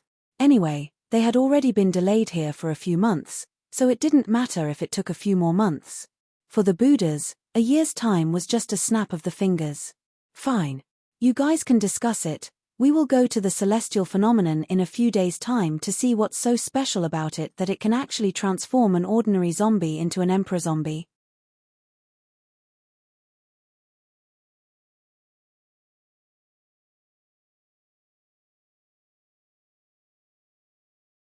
Chapter 1471. Leaving aside the fact that the 3 monks were preparing to head to Sky Beyond Phenomena, Quan Pei returned to the mountain gate. At this moment, she had already received the news of her disciple's return. She found a reason to send her disciple away and went directly to the manor.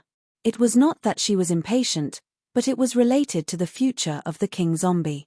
She really had no way to deal with it alone, so she could only place her hopes on this mysterious emperor zombie. She wondered if the hair of the emperor zombie had been smoothed after washing his hair these days. That night, Quan Pei used all her skills. The two of them fought several times and were exhausted. Countless cracks appeared on the huge, luxurious coffin. After the battle, Quan Pei looked at him from the corner of her eyes. Emperor zombie, have I paid off the debt of spitting on the back of your neck? Lu Xiaoyi stretched and said with a smile, how can this debt be paid off? Interest, interest, interest, interest. There is no end. Let's leave it for the future. I will leave after a short rest. Whether we can meet again in the future, that is destined by the heavens. Quan Pei did not expect that after everything was done, before she even opened her mouth, this emperor zombie wanted to escape. But she also knew that there might be something else, so she just stared at him, wanting to see how ruthless this person's heart could be. Did he really become a zombie after pretending to be a zombie for a long time? Lu Xiaoyi sighed. I already know about the matter of those monks. Don't worry, after I leave, I will naturally take care of it properly. No monk in the king zombie world would dare to set up a temple here. This is my promise. Quan Pei said softly, don't act recklessly. Killing people casually, do you think the Buddhists can kill all of them? Or, do you recognize them? Lu Xiaoyi sneered, they are all monks from the Heaven's Choice continent. I don't recognize them either.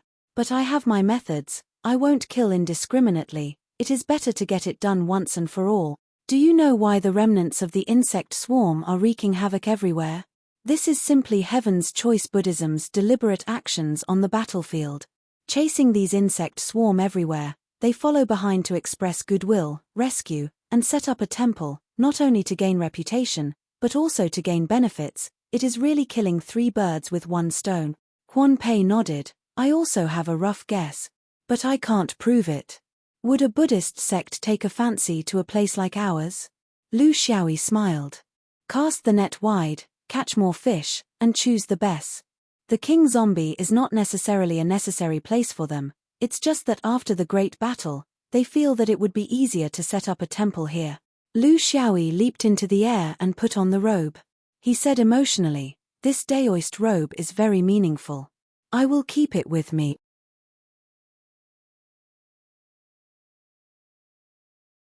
It's a souvenir. Quan Peishing's eyes were bewildered. You won't even tell me your name before you leave? Lu Xiaoyi shook his head. Believe me, knowing my name is a bad thing for you. Just as he was about to float out, he stopped and took out a jade slip from his ring. These days, I've had nothing to do. I was touched by the substitution of zombies this time, so I wrote a miscellaneous diary for you as a memento. I'll leave it for you. Perhaps, in the future, you'll update it for me. While he was talking, he had already disappeared. Feeling disappointed and frustrated, Quan Pei took the jade slip and saw a line of words at the top, carrying a water curtain cave with him. What the F***ck was written on it? It's neither fish nor fowl. Lu Xiaoyi stood in the void, quietly waiting for the 3 monks of Heaven's Choice to come out. He knew that they were going to explore the turbulent weather phenomenon. This was something that every cultivator would not let go of when they arrived at a new place. There was no difference in Tao orthodoxy, no difference in cultivation level. It was just that the direction of their research was different, and the depth of their research varied. He had finished his cultivation here, so of course, he had to embark on the return journey and leave a memorable memory in the process of cultivation. On this point, Quan Pei was much more sophisticated than Ali. Entertainment was entertainment, but he didn't want to cause any harm to innocent people. It was harmful to others and not beneficial to himself. If it really made people's state of mind fluctuate, it would be the consequence of his cynicism. He was not angry about what the Buddhists did, because this was the world of cultivation. You couldn't be angry at all. They were everywhere. Not only the Buddhists, but also the Taoists. Together, they formed the grievances of the world of cultivation. For millions of years, it had never changed. Even if the future era changed, it would still not change. It was impossible to kill all of these people, and they would only bring trouble to Wang Jiang. There was a very interesting orthodoxy here, and a very interesting water curtain cave. It gave him comfort when he was lonely during his travels. He had the obligation to protect it well. A few days later, 3 breaths came from the front. Lu Xiaoyi moved and was already in front of them. In the void of the universe, the possibility of cultivators fighting against each other was very small. It was just like the collisions of aircrafts in his previous life. Usually, as long as they met, it would be because one side wanted to. And it was malicious. Monk Guangde and the other 2 quickly discovered the breaths. It was human, Taoist, and unscrupulous. Their zodiac sign was crab. The mentality of humans was so strange. If they just brushed past each other, they would very likely harass such a passerby. They wouldn't fight to the death, but they wouldn't let them go either.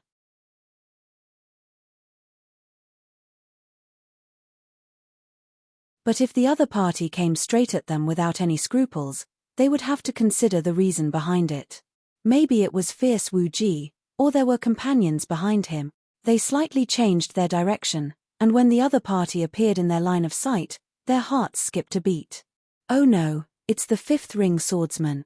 They had all participated in Zhu Xian's chess battle and were yin masters. They were no stranger to this 5th ring swordsman.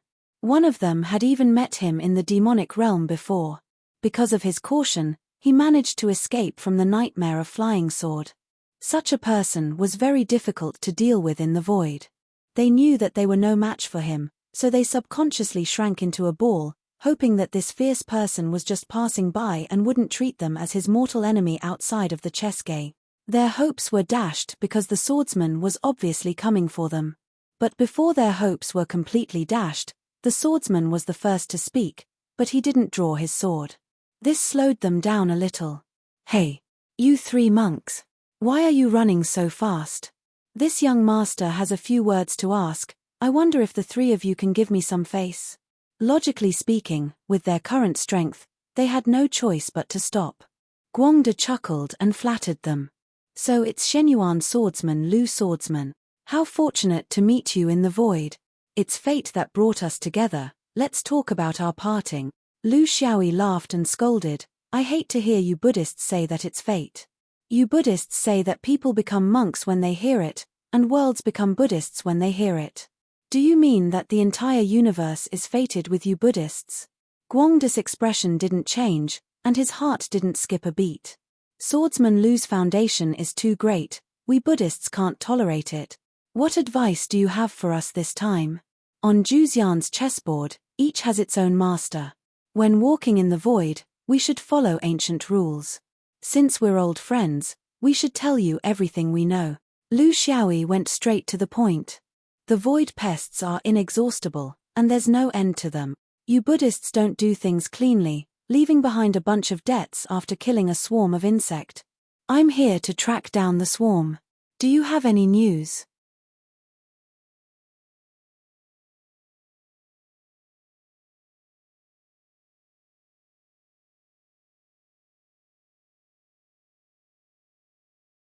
Chapter 1472. When Guangde heard this, he relaxed. Four swordsmen, this was what they loved to do the most. He wasn't surprised at all. "Good news, fellow Daoist, is that a swarm of insects has already been exterminated in the king zombie. We also followed them here, but we were a step too late.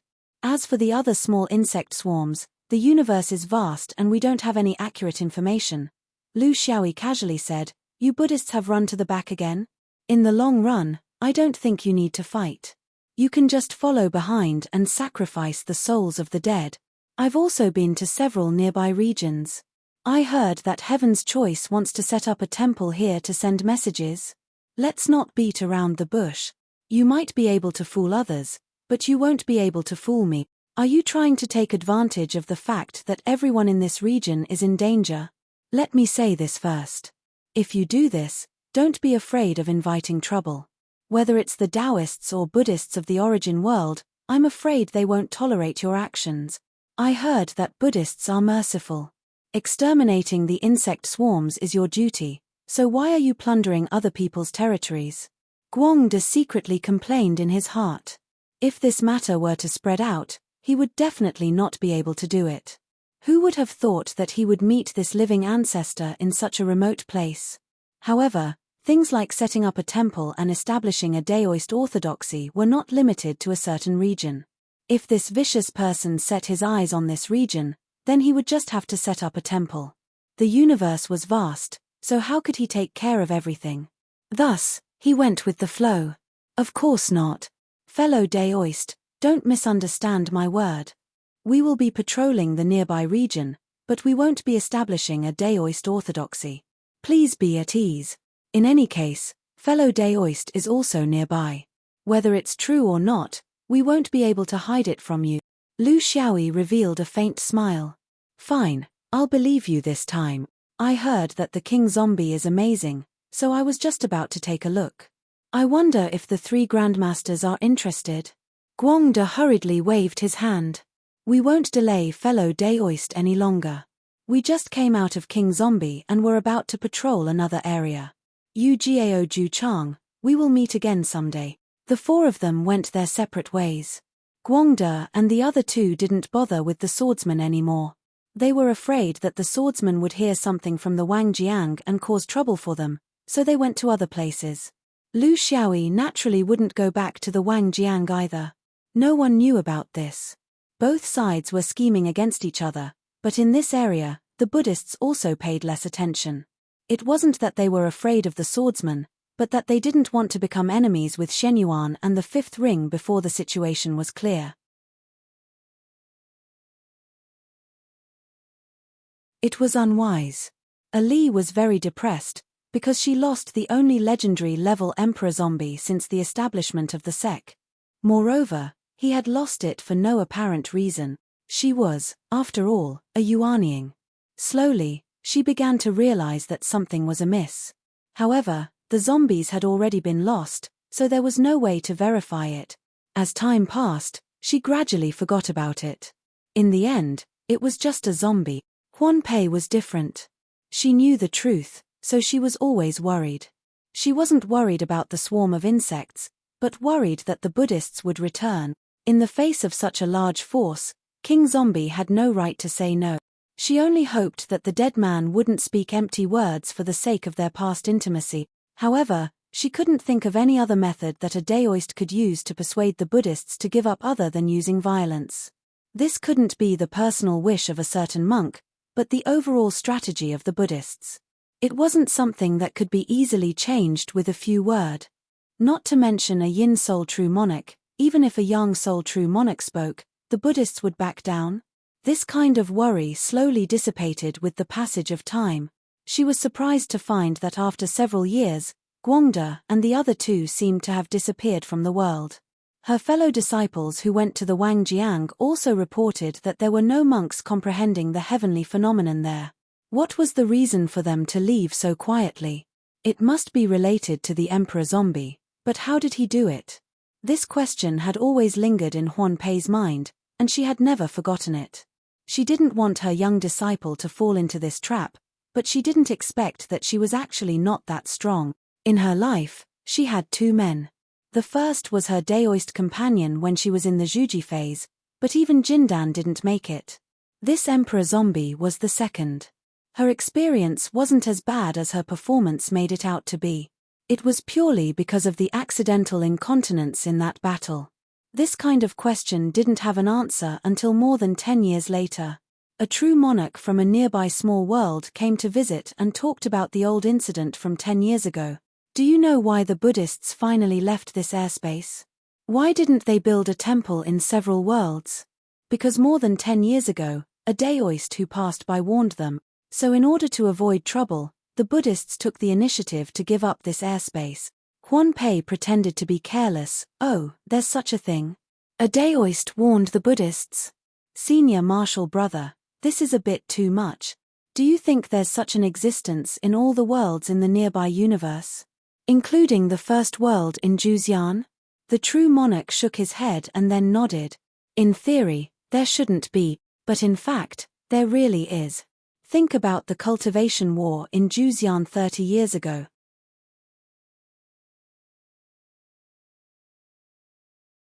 There's also the interracial war in the Five Rings even further away. This Daoist is related to these. With the passage of time, the legends of the past were further fermenting. When the cultivators gathered together, those who could take out the Dragon Gate array couldn't be separated from this specious news. After all, this was the most famous cultivation war in the main world. Although the Emperor Zombie was remote, it wasn't too far away from Juzian. There were always people who liked to travel, and there were always people who liked to brag. Being satisfied with the surprised gazes of others was also a kind of enjoyment. There was never a lack of such people in life, not only in the mortal world, but also in the cultivation world. Just like this true monarch friend of Huan Pei, he was such a nosy person in this airspace. It was also a kind of illness, but it wasn't easy to cure, because what he liked the most was to occupy a high position alone and be surrounded by the curious and surprised gazes of the surrounding cultivators. This gave him great satisfaction in his heart. He kept them in suspense until the cultivators in the Emperor Zombie were somewhat unable to restrain themselves. Only then did he pretend to speak calmly and casually. There is such a cultivator, he looks very young. He only has a yin spirit cultivation. He was born in the 5th ring Shenyuan sword vein, and then he studied in Juzian for several hundred years. He joined forces with the Heaven's Choice rebels, raided the 5th ring, slaughtered the monk army, annihilated Zerg, and battled the winged people. Then he single-handedly killed his way back to Juzian. One person was able to stop 100,000 soldiers, causing the Heaven's Choice continent to return empty-handed. He raised the might of the main world. You should have heard of this person, right? Ali was like a chick pecking at rice. I've heard of him, I've heard of him. It was you who personally came to tell us about him over 10 years ago. The true monarch was somewhat embarrassed. It seemed that he had been running around a bit too frequently during this period of time. It was no longer fresh. He had to be more careful in the future. It's this person. The swordsman called Lu Xiaoyi. Over 10 years ago, he passed by your King Zombie world and met those 3 monks by chance. He directly set down the rules and forbade them from using Zerg to threaten Li Ji Temple. This is the real reason why the monks disappeared. He has the backing of a super extreme world like the Fifth Ring Juzian, and he himself has a powerful private army. The Heaven's Choice still has to consider his words, but it has nothing to do with his realm. Quan Pei was somewhat absent-minded. She had heard of this person long ago, and it wasn't just from the mouth of one person. This kind of proud son of heaven, the trendsetter of the era, was simply not in the same cultivation world as her.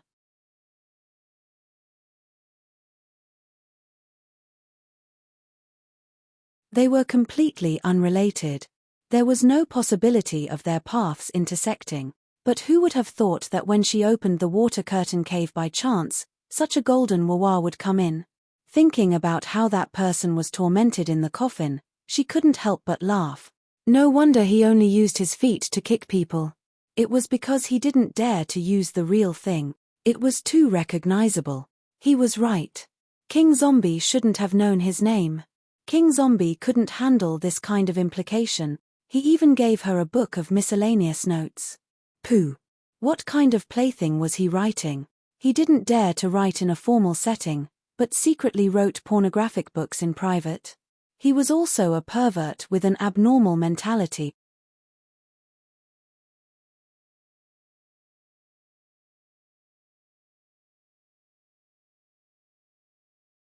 Chapter 1473. In the void of the universe, a flock of geese flew over from afar. The geese in the void were different from the geese in the mortal world. In fact, in the mortal world, geese were just a literary name for ordinary geese to show how far they could fly. Geese passed on letters, fish passed on to a ruler. It was just a kind of artistic process. The geese in the void of the universe were the real geese. They were demonic beasts that stood at a higher position in the pyramid of demonic beasts. They were actually a variation of the Great Peng's bloodline, just like how the peacock's bloodline was inherited from the phoenix. They had a great background and a great background. It was just that their bloodline was not as noble as that of the immemorial beasts. This large space was no longer under the control of humans. It was the size of dozens of universes. In fact, in this place, there was no strict distinction between the so-called universes.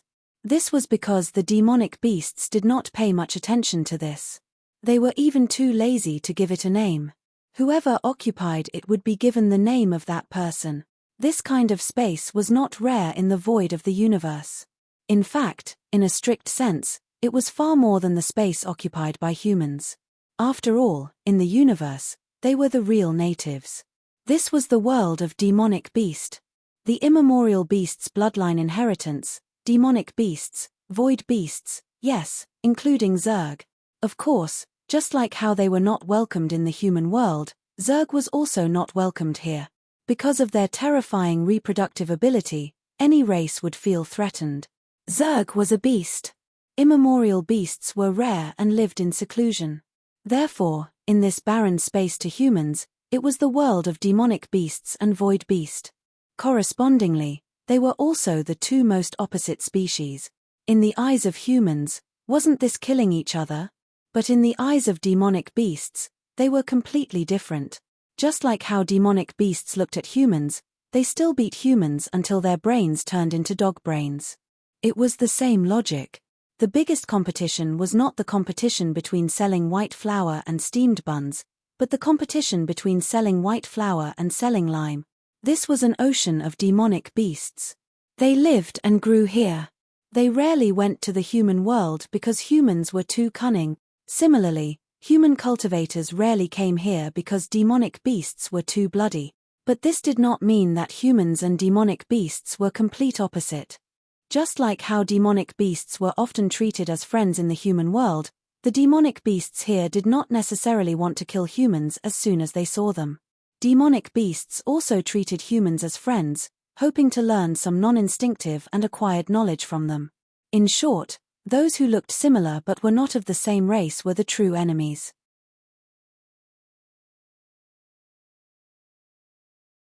Those who looked completely different and were not of the same race were easier to accept.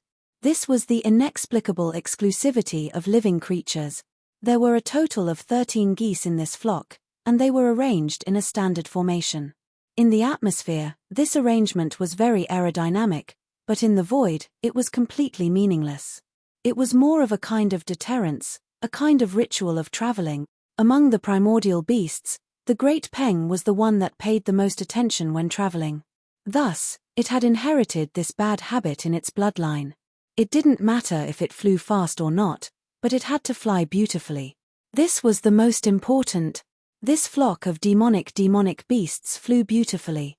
The only flaw was that beside the leading demonic goose, there was a small demonic goose that did not match the other demonic beast. Demonic beasts were called demonic beasts not only because they could fly far, but also because of their huge size. An adult demonic goose had a wingspan of 300 feet. However, this strange demonic goose only had a wingspan of 30 feet. It was even smaller than a newborn demonic goose. Taking a closer look, it looked like a winged man, because its main body had a standard human face. From head to toe, it had all the body parts of a human, including the muttering ball in the middle. Taking a closer look, it was not a winged man, because it had no feathers. Moreover, its wings seemed to be fake. They were flapping very unnaturally. Demonic goose. These wings are not right. Is there anything bigger and more majestic? It would be best if the colors were more gorgeous. The kind that would have 5-colored auspicious clouds when you flapped them. The demonic beasts of demonic beasts were still chattering. The leading demonic goose was helpless. You should be content. This pair of wings of yours is made up of dozens of feathers from each demonic goose. If you really make them bigger and more majestic, you will be satisfied. I will become a bald chicken. Another demonic goose cackled. Our demonic goose race only has 2 colors, black and white. Demonic beasts of demonic beasts, if you want to be prettier, you can color it yourself. However, you will not be able to fly with the effect of 5-colored auspicious cloud. If you want the effect of auspicious clouds, you can ask the peacock race when you have the chance to meet them. See if they are willing to pluck their feathers for you. A flock of demonic geese jeered.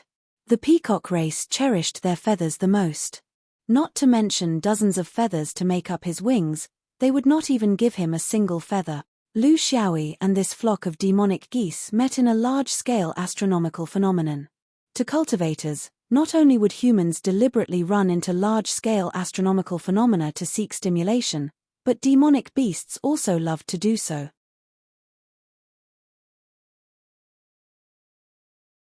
Especially the demonic geese who loved to fly. They used flying in large-scale astronomical phenomena as a way to train their abilities. Just like how sea swallows loved to fly in storms, this was their instinct. However, their instincts could also sometimes harm others. This flock of demonic geese fell into trouble when the astronomical phenomenon changed drastically. Those who drowned would always be able to swim, and those who died from flying would not be able to escape because they could fly. Lu Xiaoyi also comprehended the Tao realm in the astronomical phenomenon. By chance, he gathered a group of demonic geese. One of them had theoretical knowledge, while the other had instinctive divine abilities. They supported each other and flew out without losing a single one. The demonic geese were very straightforward. They belonged to the species that did not dislike humans. Moreover, they had a natural instinct for good and evil. Gradually, they gathered together and became familiar with each other. Lu Xiaoyi even dressed himself up as a demonic goose and enjoyed himself. They flew in the same direction. They were happy to travel together because there was a talkative human. Flying was no longer boring. Actually, we can change the formation. There are many other choices besides the demonic goose formation. Long snake formation, square formation, circle formation, contract formation, knife formation, etc. There are too many. How about one person carries the other 12 and fly? We can all take turns. The others can even take a nap. Lu Xiaoyi always had countless bad ideas. However, the demonic geese were stubborn. Perhaps all demonic beasts were like this. They were unwilling to change and were more inclined to respect tradition. The leader of the demonic geese rejected him without any hesitation. No. Our formation is not just for flying to look good. It also contains an offensive formation. When there is a chance, I will let you experience our demonic geese feather storm. Then you will understand the meaning of flying like this. Lu Xiaoyi was disdainful. I don't see it. If we change the formation, will we not be able to release the demonic geese feather storm? The only advantage of flying like this is that whoever shits in front will not suffer.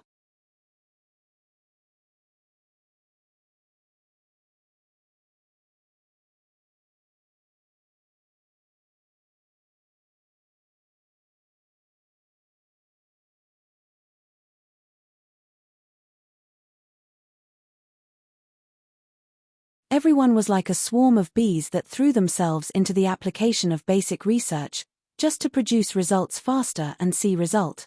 Lu Xiaoyi, because of his own cultivation needs, because of the coincidence when he became a nascent soul, and because of his desire for grandiose achievements, he forcefully linked his growth process with the development and changes of the universe.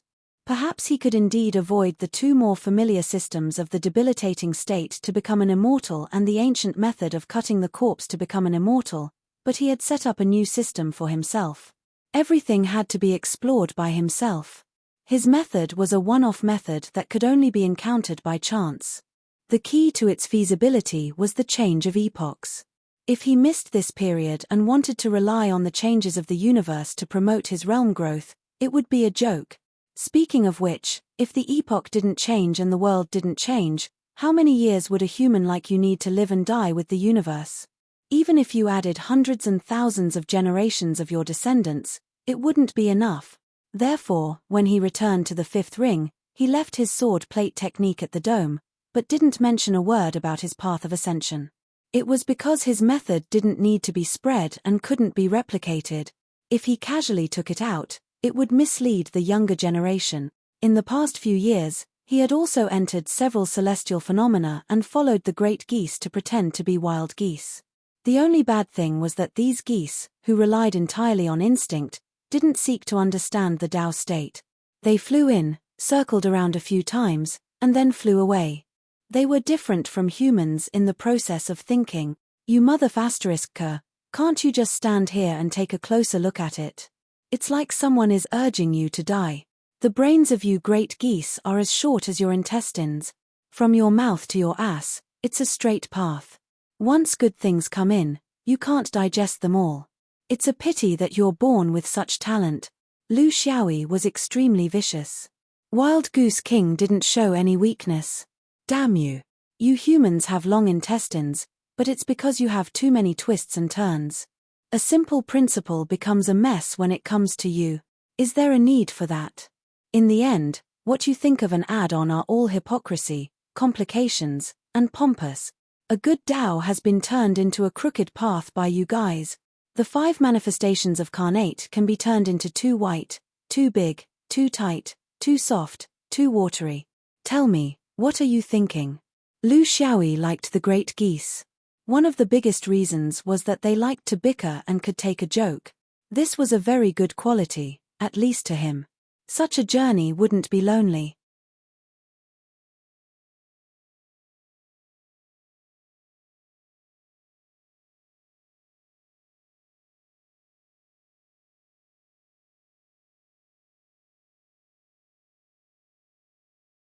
Chapter 1475.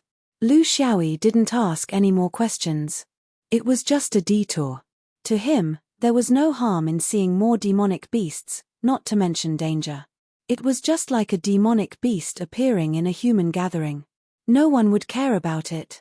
After millions of years of cultivation, it was impossible for all races to integrate, but the communication between each other was real. Unless a large number of human cultivators appeared in the beast territory, or a large group of demonic beasts appeared in the human airspace, it would attract extra attention. The beast territory's airspace was not a place where one could kill anyone on sight. Just like the human airspace, the demonic beasts were allowed to travel freely. This was a great era of cultivation. As they bickered and teased, more demonic beasts appeared in their sight. Lu Xiaoyi asked, "What conflict? Is it with the void beasts?" Yanjun laughed, "You don't understand the beast territory. Here, we are mortal enemies with the void beast. If we fight with the void beasts, it will be a war, not a helping hand. It will be a conflict between demonic beasts. You know, there are many groups among us demonic beasts, just like you humans." Lu Xiaoyi shook his head, "You don't learn the good stuff, but you learn quickly by forming groups." Yang Jun glared at him and said, "We are not trying to form a gang. The relationship between demonic beasts is actually very simple. It is basically determined by blood. If the blood is similar, then the relationship is needless to say. If the blood is unrelated, then it is hard to say. For example, the race we are going to help comes from the supreme existence of the immemorial sacred beasts, the phoenix. As for us, our blood comes from another supreme existence of the immemorial sacred beast, the great rock. Among the immemorial sacred beasts, the phoenix and the great rock have a different status. As their bloodline inheritance, we demonic beasts have a special status." Lu Xiaoyi's heart skipped a beat. "The bloodline inheritance of the phoenix? Is it a peacock?" Yanjun nodded. "At least you are knowledgeable. It is a peacock. How about it? It is not a loss to take a detour this time, right? You will never see a phoenix, but peacocks are also rare among the demonic beast. Don't you want a pair of cool wings? Why don't you ask them? Maybe they'll give you a pair." This was a joke. No one could pluck the feathers from a peacock's body unless they were willing. However, this race was exceptionally arrogant. They were even more narcissistic than the great rocks. How could they easily satisfy the request of an incompetent human? Lu Xiaoyi was a little excited. "Yanjun, you have a long neck and small eyes. You don't have a good eye for people. What knowledge? Do you think I've never seen a peacock? Let me tell you, I have a lot of peacock friends. Have you heard of the Smoke Peacock clan?" The Wild Goose King was taken aback.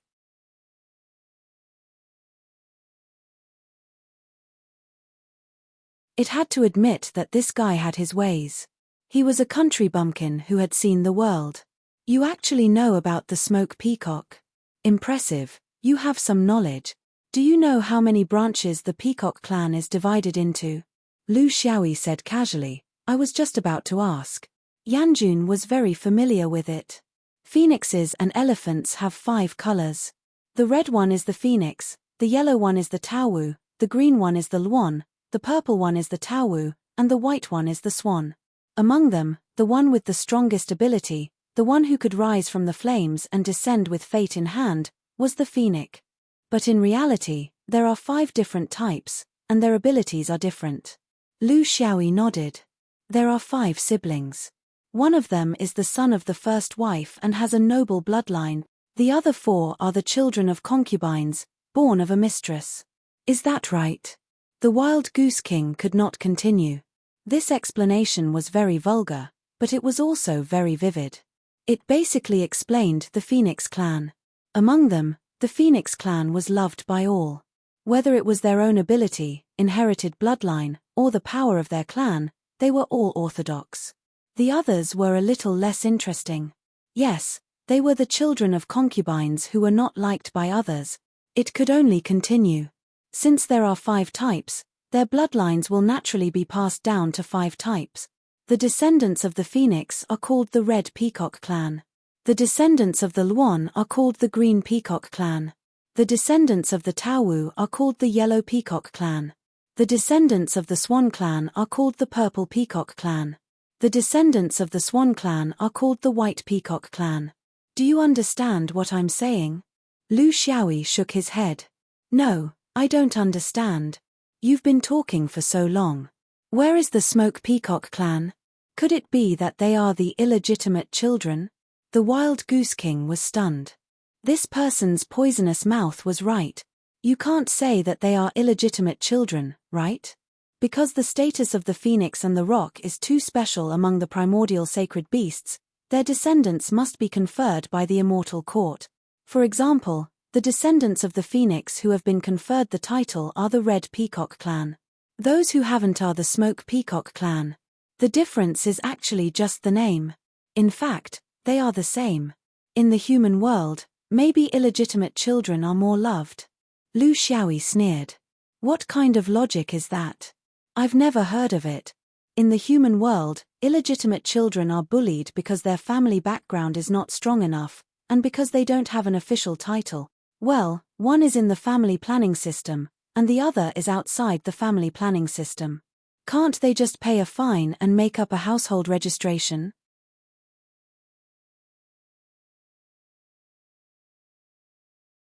Why do they have to make such a clear distinction? The Immortal Court has nothing better to do. By the way, which unit of the Immortal Court is in charge of this? The Wild Goose King was speechless. I'm not familiar with the Immortal Court. You only know how to ask all these nonsensical questions. By the way, where was I just now? Lu Xiaoyi was even more speechless. You old bird, you haven't told me which peacock clan you are going to help. The Wild Goose King laughed. It's the Green Peacock clan. They have lived here all their lives. They have never left. Lu Xiaoyi was very curious. Then, where do the other peacock clans usually live? Or do they have no fixed residence? The Wild Goose King snorted. How would I know where they live? I have never been out of this area. Anyway, the 6 peacock clans should each have their own place. They are more arrogant and like to be alone. They can't get along with other clans. Yes, the more noble the clan is, the more they are like this. They are solitary and silent. Lu Xiaoyi laughed. The Wild Goose King, your background is not low either. I don't see that silence is golden. They are just a bunch of chatterboxes, By the way, even a noble clan like the Peacock is divided into 5 or 6 clans. What about the Roc clan? It can't be just the Great Goose clan, right? The Wild Goose King was very proud. The Roc clan's bloodline has many branches. Besides us, there are the Golden Eagle, the Crossing Gull, the Flying Bird, the Taowu, the Menjiang, the Spotted Wu, and so on. There are dozens of them. I can't tell you all at once. You only need to know that there are many more of them than the Peacock clans. But in this area, there are only the Green Peacock clan and the Great Goose clan. Lu Xiaoyi came to a conclusion. That can only mean that your ancestor, the Roc, has a messy private life. He is really not picky about food. You are talking about those with close bloodlines. If you include those with distant bloodlines, are all the winged ones the descendants of the Roc clan?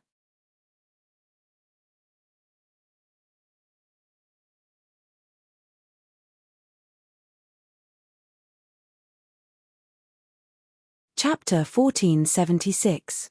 The flock of geese was approaching, and at the same time, there were also many demonic beasts rushing over here. They were neither friendly nor distant, and Lu Xiaoyi was speechless. Goose King, so I've figured out that only you swan geese and green peacocks are on the same side, and the rest are your enemies? Li Yaro asked. This is not a good fight. I say you should just admit defeat. Don't make the crowd angry. Lu Xiaoyi's words touched Yanjun's heart. Because the two races thought highly of themselves, they did not have any affinity with other beasts in this beast territory. They thought they were born noble and superior, so they ordered others around. When something really happened, other than the two races helping each other, no other races would step forward to help them. The Green Peacock race had a good character. They never took advantage of other races. They were just a little arrogant. Such a character was not easy to get along with, so they attacked together. Of course, it was not the kind of attack that would kill all of them. Although they were all demonic beasts, they still had a basic sense of propriety. In the beast tide, they would fight with their fist. This was the most popular way to solve conflicts in the beast territory. Therefore, the geese flew slowly and were not in a hurry. Because of the ancient rules of demonic beasts, the peacock race was not in danger of extinction.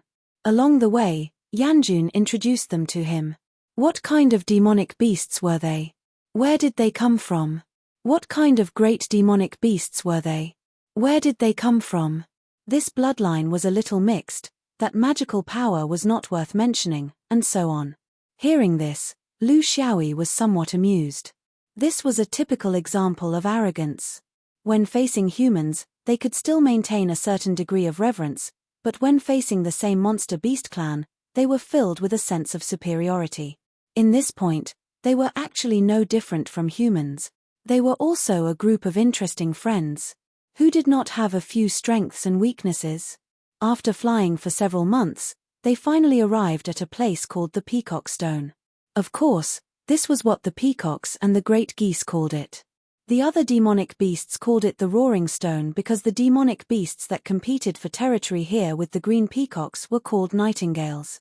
The Peacock Stones were a group of meteorites. Thousands of large and small meteorites were intertwined together. This was an extremely common celestial phenomenon in the origin world. It couldn't even be called a celestial phenomenon because the environment here was very peaceful and there weren't any force field fluctuations. In the void of the universe, there was no way to mark boundaries.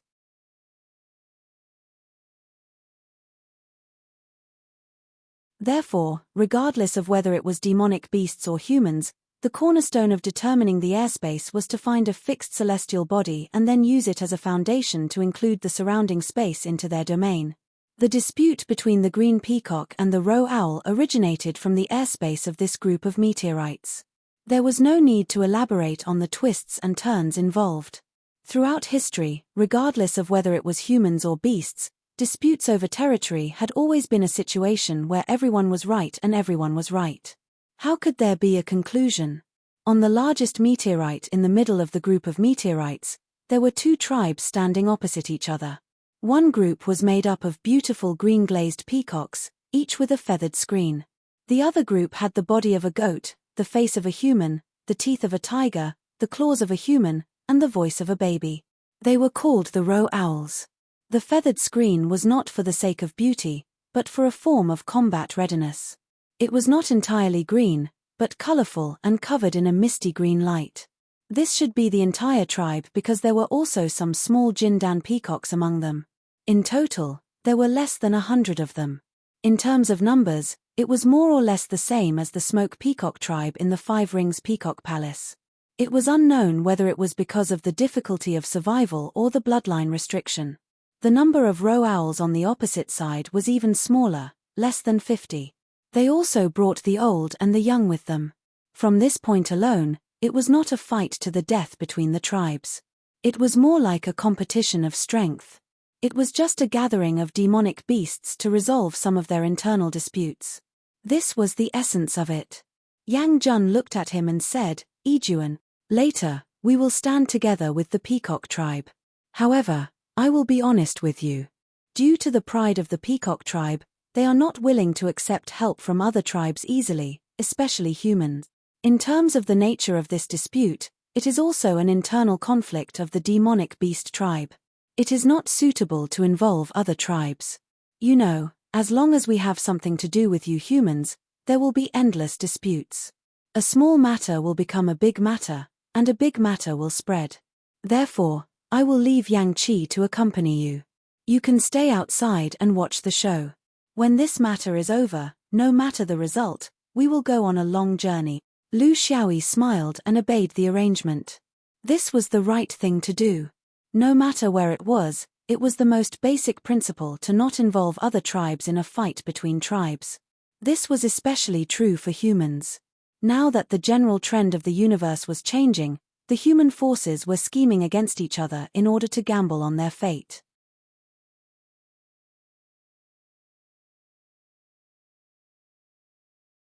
Everyone wanted to pull more participants to strengthen their forces. The demonic beasts were not stupid. They were not willing to get involved in the trivial matters of humans. It was also good to watch the show. Lu Xiaoyi did not have the ambition to save all the tribes. The green peacock was not the smoke peacock. They were not the same thing. Yang Qi was the youngest of the 12 great geese in the group. He was just about to enter the level of a monarch. His combat power was not strong enough. Therefore, it was natural to leave him outside to accompany the guest. How will it be resolved? Reason. Fight with their fists. It will not be a fight that will last for years, right?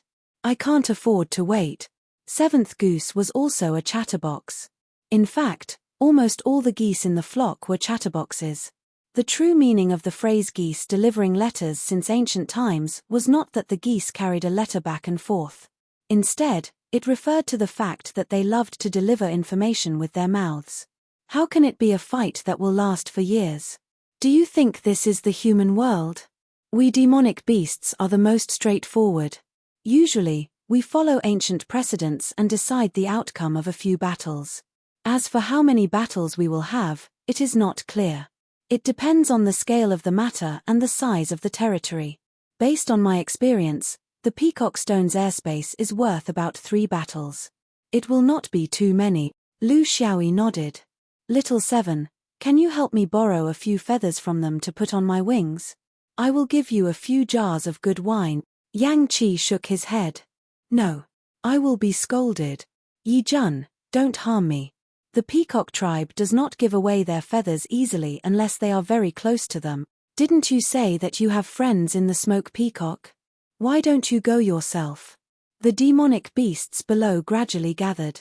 Basically, all the demonic beasts had come to support them. However, the difference in numbers was huge. The green peacock only had the help of the great geese, while the roe owl had the support of more than 10 tribes. The rest of the tribes were just here to watch the show. Lu Xiaoyi shook his head. The demonic beasts' world was very strange. Those with noble bloodlines did not have the consciousness of being a leader, while those with inferior bloodlines did not know how to respect each other. It was a little chaotic. If a cultivation world war really came, what would these fellows be like? Amidst the commotion, the demonic beasts began to gather.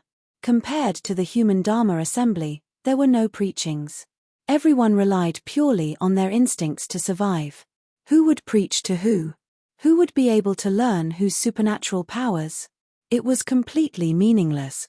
Their gathering was to resolve a series of accumulated grievances in the past few hundred years. The demonic beasts were also intelligent.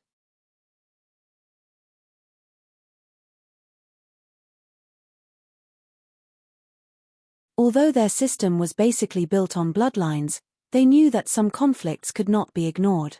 They needed to be mediated and enlightened. Only then would they not cause internal strife among the demonic beasts. They did not have the ambition to dominate the universe. This was because even their ancestors, the immemorial sacred beasts, did not have such ambitions, let alone them. However, they could not possibly cause internal strife, right?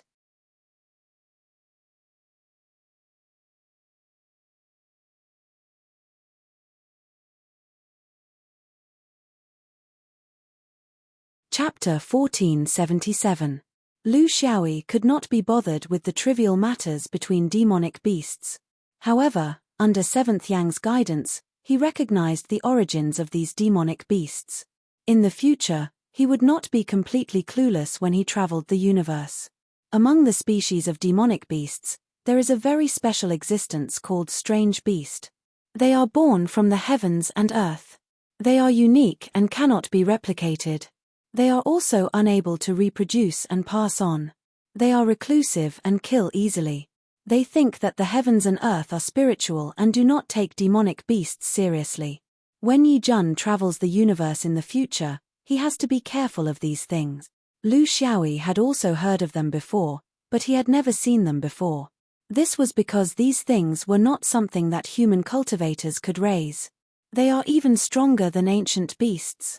Although Seventh Yang was somewhat indignant, he still knew his place. They are very powerful. Because they come from the heavens. Among the ancient beasts, perhaps only phoenixes and rocks can be mentioned in the same breath. However, these things are at the peak and do not have much room for growth. They are also not compatible with the great Tao. Therefore, in terms of threat, they are actually the creatures that the higher-ups are least worried about. The man and the wild goose were pointing at each other, but no one cared about them. The attention of the crowd of beasts was focused on the conflict below. Some of them were yelling, and some were waving their fists at each other. None of them were calm at all. However, The demonic beasts controlled the scale very well. No matter how explosive the situation was, they could finally achieve a result that everyone could accept. This was the hidden power of demonic beasts' culture. They had their own ways, and they were different from humans. Of course, humans also found it difficult to understand. Obviously, the fight between the green peacock and the roe deer owl was arranged to be the last. This was because it was a fight between species, and because the green peacock had a special status. In Lu Xiaoyi's opinion, this roe deer owl group was not simple. The demonic beasts quarreled for about a month and finally settled most of the small disputes. When it was the turn of the green peacock and the roe deer owl who had been quiet all this time, an accident happened. A human cultivator appeared in the line of sight of the demonic beasts. What puzzled Lu Xiaoyi was that the demonic beasts did not seem to find this strange. Instead, they seemed to take it for granted. Looking at the cultivator with slightly dark skin, concave eyes, and a high nose, Lu Xiaoyi felt that he had seen him before. What's going on? Didn't they say that demonic beasts' internal problems should be solved internally? How did a human get involved in this?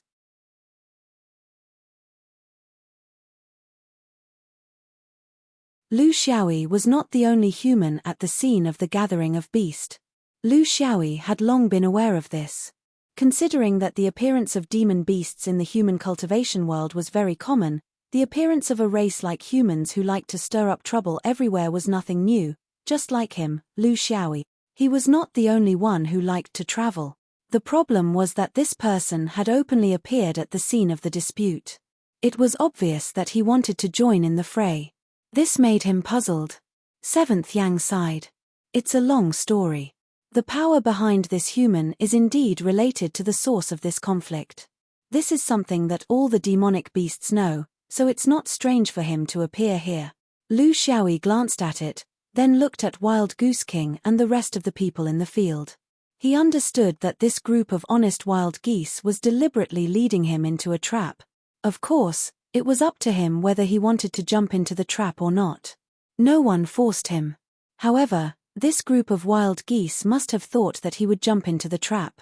This was the purpose of this change of direction. Of course, there must be a coincidence in this. Maybe it was just a casual move by the wild geese, with the intention of bringing a guy over first. How honest. Not only were there no honest people in the cultivation world, but there were also no honest bird.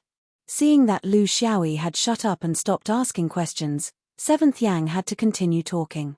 This was because the task given to it by its boss was to tell the whole story in full detail. As for the future, it would do as it saw fit.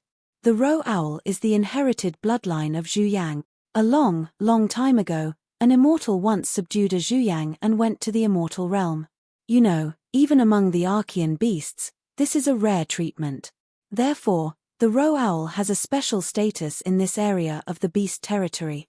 Lu Xiaoyi could roughly guess what it meant.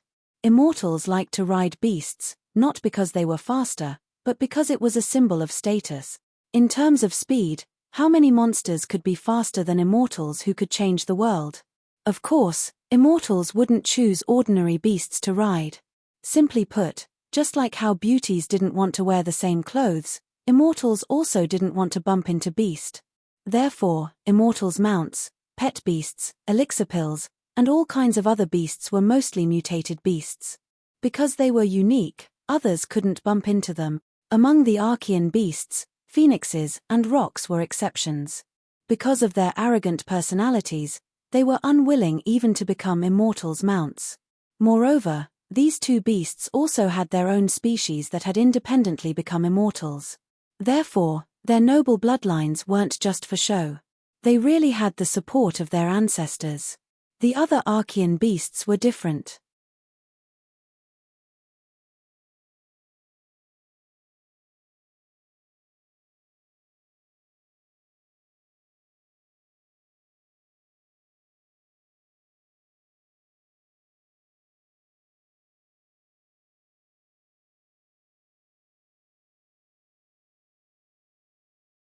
Chapter 1478.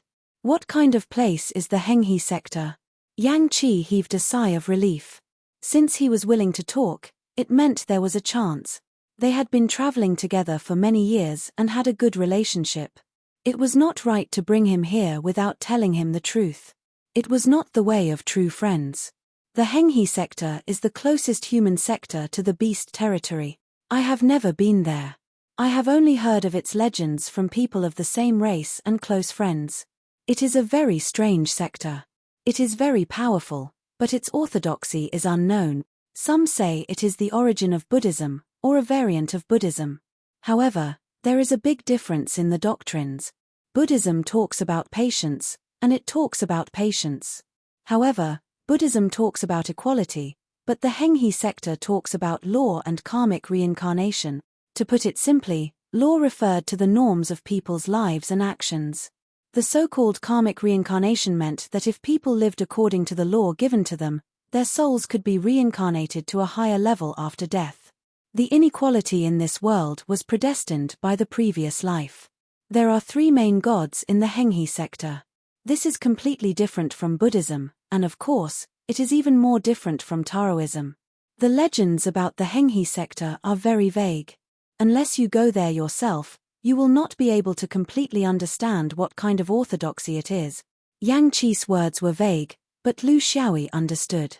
The universe was big and full of strange things. If Taoism and Buddhism could appear in this cultivation world, then it was not strange for other forms of sects to appear here. The question was, what did they want to do? Were they content to stay in a corner, or did they want to gain something during the changing of the universe? What kind of role did they play in this time's chaotic space war? Were they innocent? Were they unrelated? Or were they hiding deep within? Lu Xiaoyi did not think that the Buddhists of the main world had revealed all their trump cards this time. In fact, they had tested the strength of the 5th ring, but their true strength was unfathomable. There must be some forces that had not appeared in the eyes of the universe's cultivation world. The White Brow had once mentioned the Henghi realm to him. It was one of the few realms in the universe that could be compared to the 5th ring Juzian, including the Anchor Chain realm, the Radiant realm, and the Sunken realm. One of them was the Henghi realm, which showed that its strength could not be underestimated. It was just that it had always kept a low profile, so low profile that no one really knew about it. Lu Xiaoyi didn't want to understand it either. It wasn't easy for him to get rid of his inner demon, so there was no reason for him to fall back into it. Thus, he decided to use his sword to solve the problem if possible, asking what was right and wrong.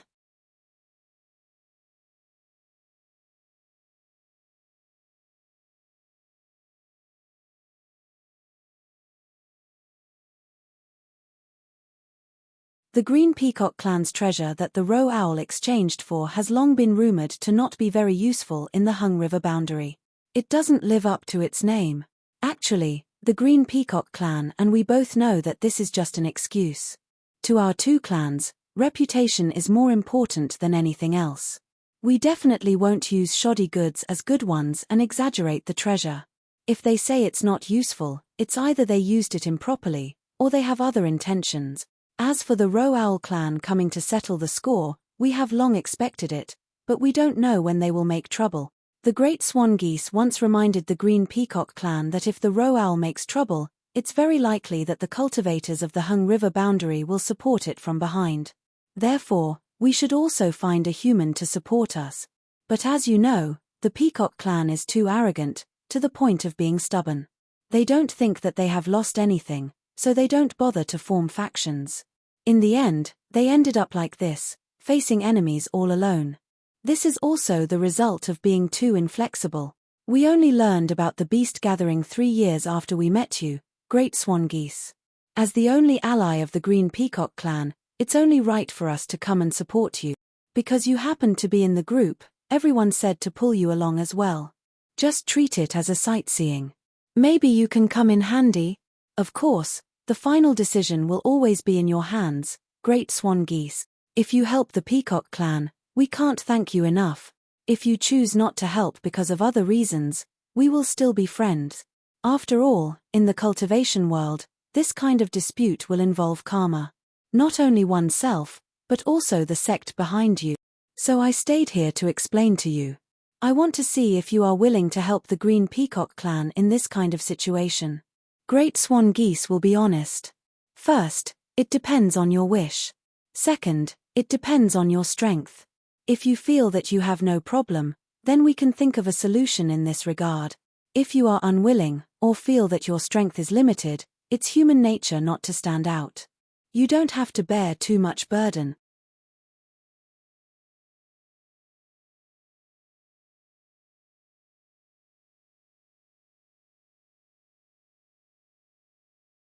Chapter 1479. How can I help? Everyone knows that the Hung River sect cultivator is one of the main characters of this incident, but I don't have any relationship with the green peacock race. Do you think they will let a complete stranger like me get involved? Lu Xiaoyi didn't give up. He still needed to see clearly. Once he started helping, it might be a dead knot that could never be untied. Seventh Yang thought that he could rely on himself or the power behind him to help the peacock race get through this, but they didn't understand Lu Xiaoyi. From Lu Xiaoyi's point of view, the best way to negotiate was to send the opponent to hell. After drinking Grandma Meng's soup, everyone could still be friend. Seventh Yang wasn't at the scene, so he couldn't make up his mind. Let's see how Seventh Yang and the rest negotiate. In the space of the beast territory, the green peacock race's abilities are unique. They have a kind of pressure that can subdue most of the beasts here other than the great geese race, including the roe owl race. That's why I think the roe owl race won't appear. We'll use the most ancient battle in the beast territory to settle this. I'm afraid that the Hung River sect cultivator will make a move. Their martial arts are very evil, they are neither Buddhist nor Daoist, and the pressure of the peacock is useless against you humans. Seventh Yang, you just need to wait. If Boss and the rest have an idea, they will inform you and see how we can participate. Both sides had already made a decision. Reconciliation was impossible. The roe owl race had come with a purpose, and the green peacock race was arrogant and cold. Other than using the traditional method of the beast territory, there was no other way. This was the world of the demonic beasts, and they firmly believed that the strong were the kings. This was their tradition, and humans had to follow all of this. Bo Hezol faced a group of feathered beasts and spoke leisurely. The noble peacock feather is a legendary treasure. Although it can't be compared to the peacock plume, it has a special effect in supporting, transforming, and storing one's fate. This is a legend that has been passed down for countless years in the beast territory. Unfortunately, it's not acclimatized in the Hung River realm. In the Hung River realm, the peacock feather can't be controlled, and the transportation is messed up, causing the stored fate to disappear. There are many mistakes when using it, but the actual effect is completely different from the legends. I wonder how the peacock race will explain this. Does the treasure have to be used in the place where it's used? He took out a feather. It was the peacock feather that the roe owl had exchanged for hundreds of years ago. The treasure is not damaged, and it belongs to your clan. You should know if my eternal river realm has tampered with it.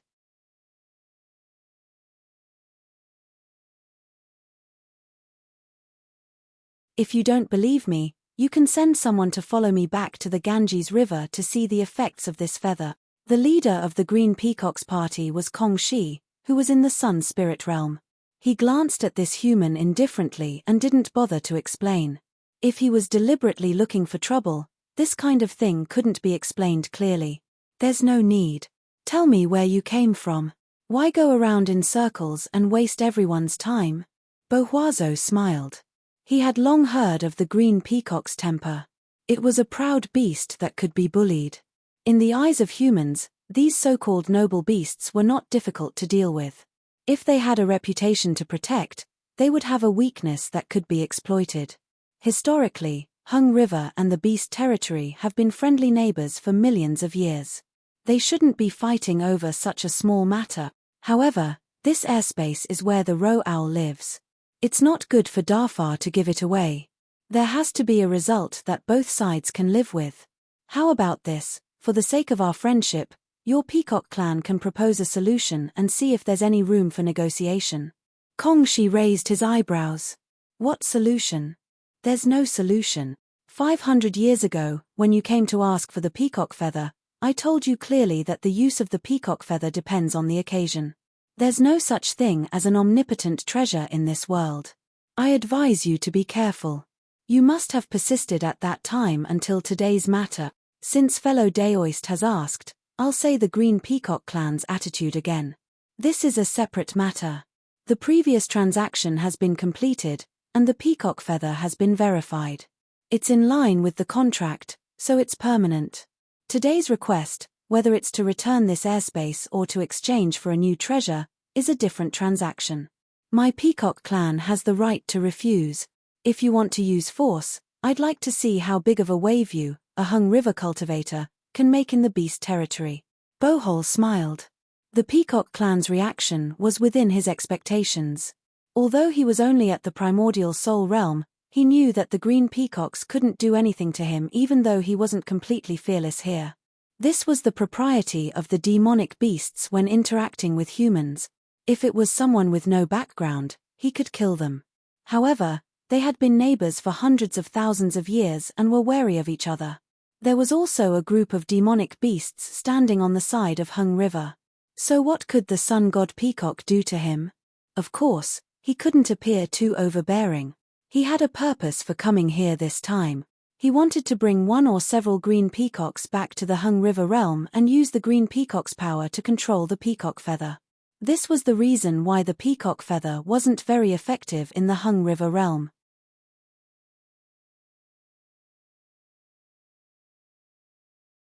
How about this? Since no one is willing to give in, it doesn't seem appropriate for anyone to compromise. Then, let's follow the rules of the beast territory and see who has the ability to decide the direction. Seeing the green peacocks looking at each other coldly, Bohol threw out his plan. Fighting and killing is not what I want. I think it's also not what the Peacock clan and the Roe Owl clan want. However, if we make a mistake, the consequences will be unpredictable. It will have a huge impact on the interactions between the Hung River realm and the Hung River realm. Do you all agree with what I said? Many demonic beasts nodded in agreement. The internal strife between the demonic beasts was still fine, but now that the Roe Owl clan obviously didn't dare to take the field, the Hung River realm cultivators had taken the responsibility and turned it into a contest between the Hung River realm cultivators and the Peacock clan. This situation was a little precarious. The universe was in chaos, the Great Tao was collapsing, and chaos was everywhere.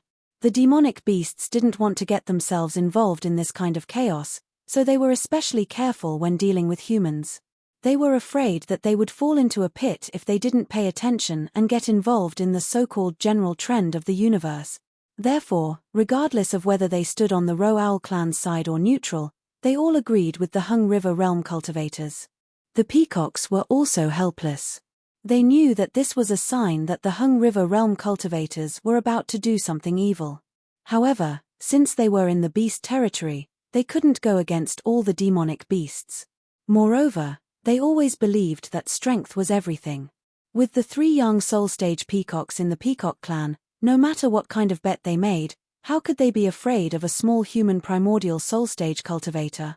It was a fact that human cultivators were stronger than demonic beasts in the same realm. However, this didn't include the 2 most special species, the peacocks and the swan geese. They had a noble bloodline and outstanding abilities.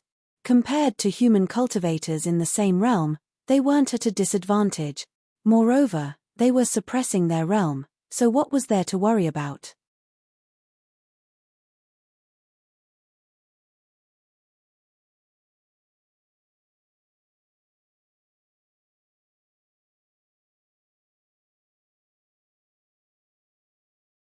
Chapter 1480. Bohol waved his sleeves, and a long scroll of silk appeared in the air. I have a painting called the Eternal River Painting. It's also a treasure of the Hung River realm. It's a collection of post-celestial spirit treasures, and it's the mother river of the Hung River realm. This painting is made in the shape of the Hung River and carries the spiritual sustenance of the people of Hung River. It's vast and mighty, just like life, it's eternal. We, the people of Hung River, whether we're cultivators or mortals, must bathe in it whenever there's a major event in our lives. Every strand of our spirit is entrusted to the Eternal River Painting. He looked at the Peacock tribe. You have the sun god Great Demon. To be honest, I can't compare. But the wonders of cultivation don't necessarily lie in bloody battles. I'm willing to throw my spirit into the eternal river painting with the 3 seniors of the peacock tribe. We'll go against the flow and compete in speed. Whoever crosses the entire river first will be the winner. This competition will not only not fail because of fighting, but also fully tests the strength of each person's spirit. I'm very familiar with this painting, and the 3 grand monarchs have a higher realm than me. It's not like anyone has the advantage. Do the 3 of you dare to accept such a competition? This kind of gambling competition usually occurred with cultivators of a higher realm. There were countless disputes in the cultivation world, and there were always many conflicts that needed to be resolved.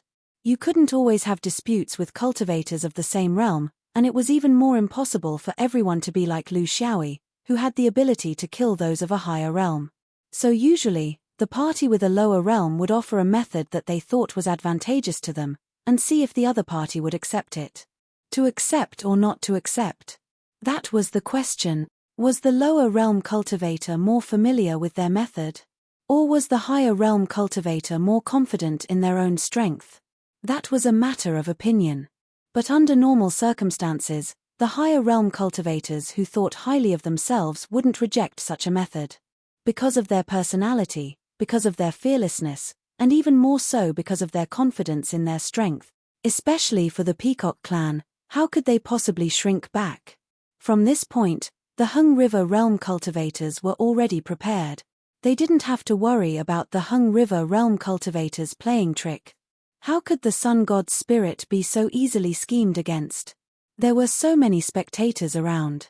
For a demon beast with a more straightforward personality, trying to kill someone in this kind of situation was basically cutting off their own path of retreat.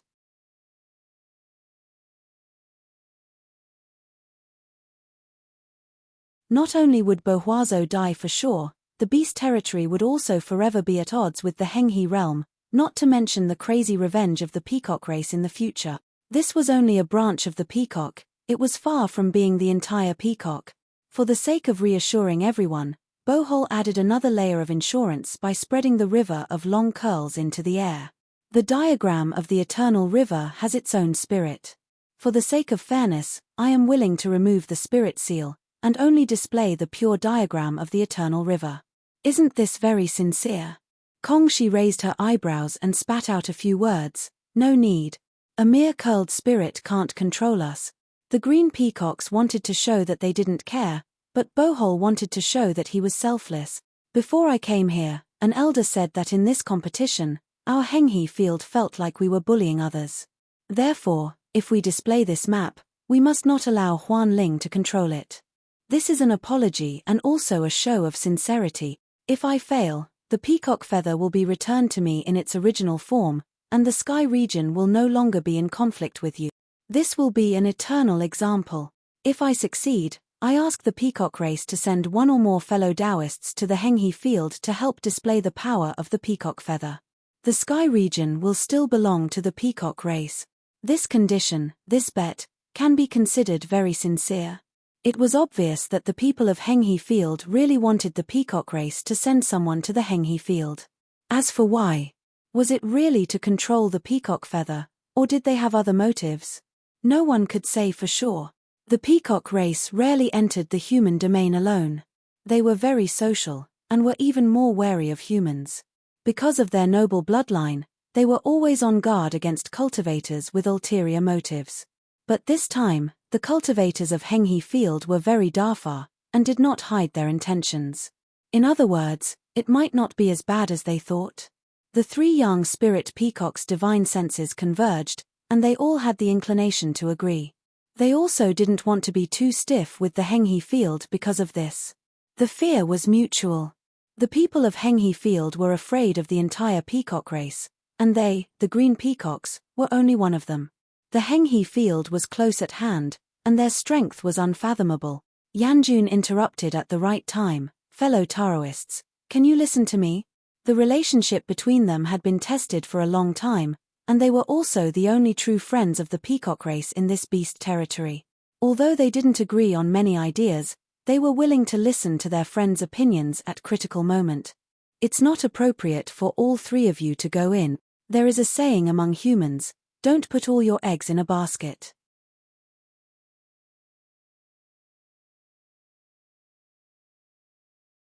Although I also think that the map of the Eternal River has no problem, it doesn't mean that I will put the highest combat power of the whole race into it. At least, one of you should stay outside. Yanjun's reminder was very timely, and it also showed his experience. There was a deep meaning in this saying, don't have the heart to harm others, but don't lose the heart to guard against others. The 3 young spirit peacocks talked for a while, and decided to leave 1 outside and 2 inside. They felt that since the cultivator of Henghe Field was so far, it was not safe for only 1 young spirit to go in. If there was an oversight, it would be too late to regret it. Yanjun sighed. In fact, he hoped that only 1 young spirit peacock would go in, but this was probably the biggest concession the peacock race could make, so he couldn't ask for too much. Everyone stood from a different point of view, and the way they saw the problem was also different. He hoped that his allies would be safe and sound, but the young spirits peacocks didn't want to lose face, so they had to win. I know a human friend. Coincidentally, during this period of time, he is a guest of our Swan Goose clan. I think that since the cultivator of Henghe Field is so generous to allow the 3 peacocks to enter the scroll of the Eternal River, he must be very confident, and this confidence even exceeds the limit of the rel. Forgive me for being rude, but I'm afraid that only the great goose race will talk to you like this. For safety's sake, there is no need for 3 peacocks to go in. You 2 young spirits are already there, so why add a little peacock? It's meaningless. It's better to let a human go in. I promise that this person's strength is very good, and he can be the last safeguard. The 3 peacocks looked at each other, and their attitudes were quite uniform. Kong-shi refused. We will never forget the friendship between the great goose race and our peacock race, so no matter what you say, we know that it is a kind reminder, but we won't accept the help of a strange human. This is the principle of the green peacock race, and it has never changed. Yanjun sighed again. He had expected this. After getting along with each other for tens of thousands of years, how could he not know each other's temperament? In this case, I will use a right-left by our ancestors, the Great Rock and the Phoenix. When we have different views on the matter, any race has the right to ask for their own suggestions to be respected. No one can monopolize it. The 3 candidates are led by your peacock race, so you can choose 2, and the remaining one, according to the rules left by our ancestors, the Great Goose race is qualified to choose.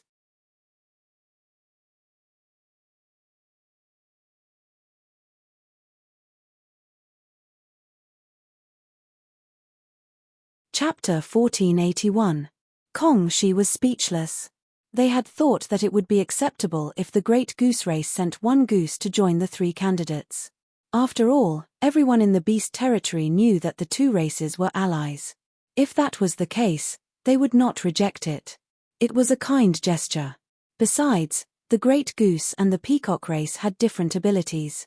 They complemented each other and could increase the success rate. But what about the humans? Did they need the help of humans? In the end, what was supposed to be a problem of the beast territory would turn into a fight between humans.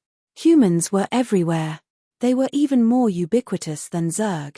The agreement mentioned by Lord Yanjun did exist. Its actual meaning was that the 2 tribes should be united, instead of 1 tribe acting arbitrarily. Yanjun's request was reasonable. According to the ancient agreement, the peacock would choose 2 candidates and the great goose would choose 1. This was the best interpretation of the ancient agreement. However, Kong-shi reminded, even if we agree, the Ganges people might not agree. After all, even though he was involved as a human being and had a lot to do with this matter, what was up with this human being that you found? What is his connection? If he is just a friend of the great goose race, it will be a little difficult. If he rejects, most of the demons will support him. Yanjun still insisted, let's try. Who knows? We have to try our best. If this is the will of the heavens, then there is nothing to say. It sent out a divine sense invitation. Thus, under the gazes of countless demonic beasts, another human entered the scene of confrontation. Some of the older and more experienced demonic beasts sighed one after another. What the F***ck? Why are there human shitstirrers everywhere? Looking at this sloppy human daoist, a bad premonition arose in Buheazuo's heart. Who were the most feared by humans in the cultivation universe? It was not the so-called powerful, terrifying, bloody, or strange races. They were most afraid of their own kind. Although he looked inconspicuous and his aura was limited, he was only a yin master. However, the shit-stirring ability of humans had little to do with their realms. This was their instinct. Everyone was good at it. Everyone was born with it. Stirring up the world, the universe, the present, and the future. How should I address you, Taoist friend? Where did you come from? Where are you from? Why did you appear so suddenly? Lu Xiaoyi was all smiles. Come from where you came from. Come from where you came from. What's your intention? Nothing much, just looking around and stirring things up. When you get married, I'll go first. When you take a dump, I'll block your eyes. He was a universal cultivator hooligan. That was not the judgment of Hexazole. Cultivators like this were everywhere in the universe, and they took pride in ruining people's good deeds.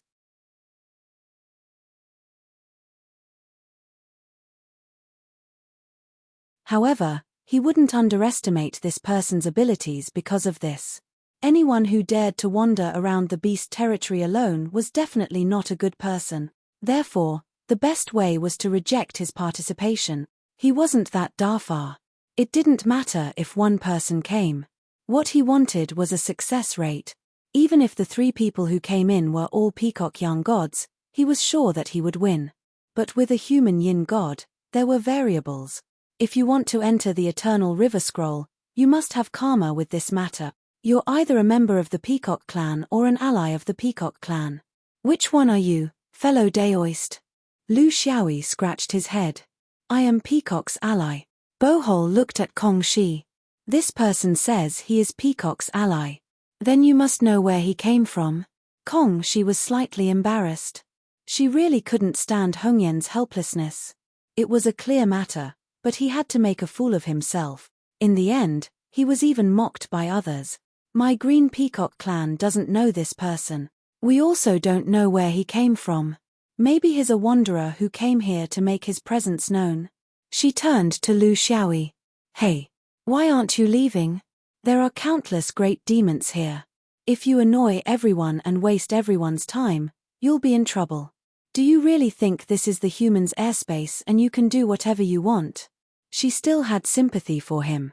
She knew that he was a friend of the Great Goose Tribe. Now, she was taking the opportunity to find a way out for him so that he could leave quickly. Otherwise, there were already some impatient demonic beasts in the surroundings. If things really got chaotic, the few members of the Great Goose Tribe might not be able to protect him. Many demons in the surrounding space were jeering and howling. Clearly, they were extremely dissatisfied with him wasting time here. They were all impatient and wanted to see the result. Who would be willing to see a clown like him? Yanjun was a little embarrassed, but he didn't know what to say. He was in a good mood, but his plan wasn't very thorough. It was too rushed. Lu Xiaoyi glared at him. Clearly, he was very dissatisfied with his ability. It was just a matter of qualifications, but he still had to do it himself.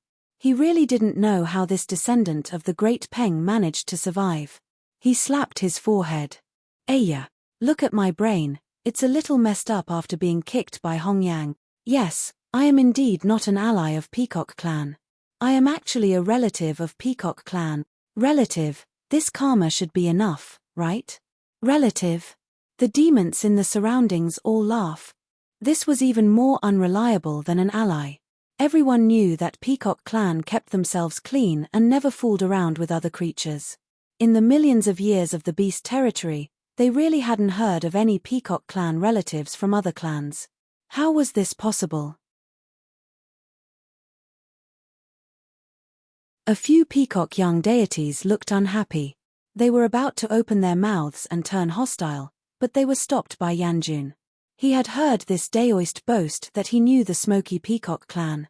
Although he didn't believe that there would be a smoky peacock who would take a fancy to him and give him its blood, he could only take a gamble this time. Smoky peacocks, although in terms of status, were illegitimate children, they were the illegitimate children of the phoenix. Their bloodlines were even more superior than the other 4 peacock clans. Behizuo laughed. What a clown, he dared to say anything. He didn't know what would happen to other demon clans, but if they could prove that he was lying, the peacock clan wouldn't let him go. Therefore, he added fuel to the fire. Good. We cultivators believe in solid evidence the most. We never make baseless assumptions. How about this? When this feather was used, other biological orthodoxies, including humans, would only be able to unleash the 5-colored light. Only the peacocks themselves would be able to unleash the 7-colored light, thus fully unleashing the power of this treasure. Since you say that you are a relative of the peacock clan, then I won't ask too much of you. As long as you can use this feather and release 6 rays of light, I will admit that you are a relative of the peacock clan and allow you to participate. Why, do you dare to give it a try? He was confident because in the hundreds of years in the Eternal River realm, who knew how many powerful experts had used this peacock feather? Regardless of the realm, yin deity, primordial spirit, yang deity, they could only release 5 rays of light. This was the strange thing about the peacock feather. It had nothing to do with the realm, therefore, he wasn't worried that this daoist would use some kind of special ability to release more rays of light. This was the uniqueness of the most noble bloodline of demon beasts. No one could change it.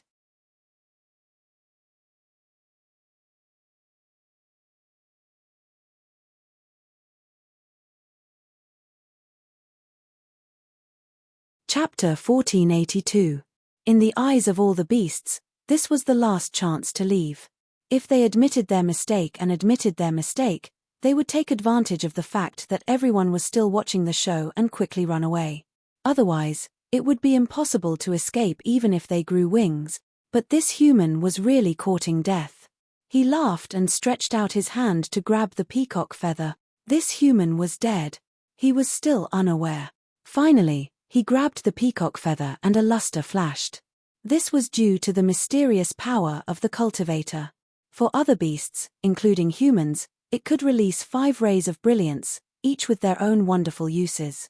Therefore, it was not strange that there was a flash of brilliance at the beginning. Even if a pig went up, it would be able to get 5 of them. 1 ray, 2 rays. Lu Xiaoyi was not in a hurry, but in fact, he was far from being as calm as he appeared. This was because this peacock feather treasure was very strange. It seemed that the number of rays of brilliance produced was not up to him. 3, 4, 5 rays should be the limit. This was the consensus of all the beasts and humans present. Then, naturally, the 6th ray of brilliance appeared. It's really a relative. I wonder what kind of relative it is. Some beasts cried out in surprise. Lu Xiaoyi was very embarrassed. Son-in-law, the kind that marries into the family. Everyone's surprise did not stop because after the 6th ray of brilliance appeared, a 7th ray of brilliance appeared.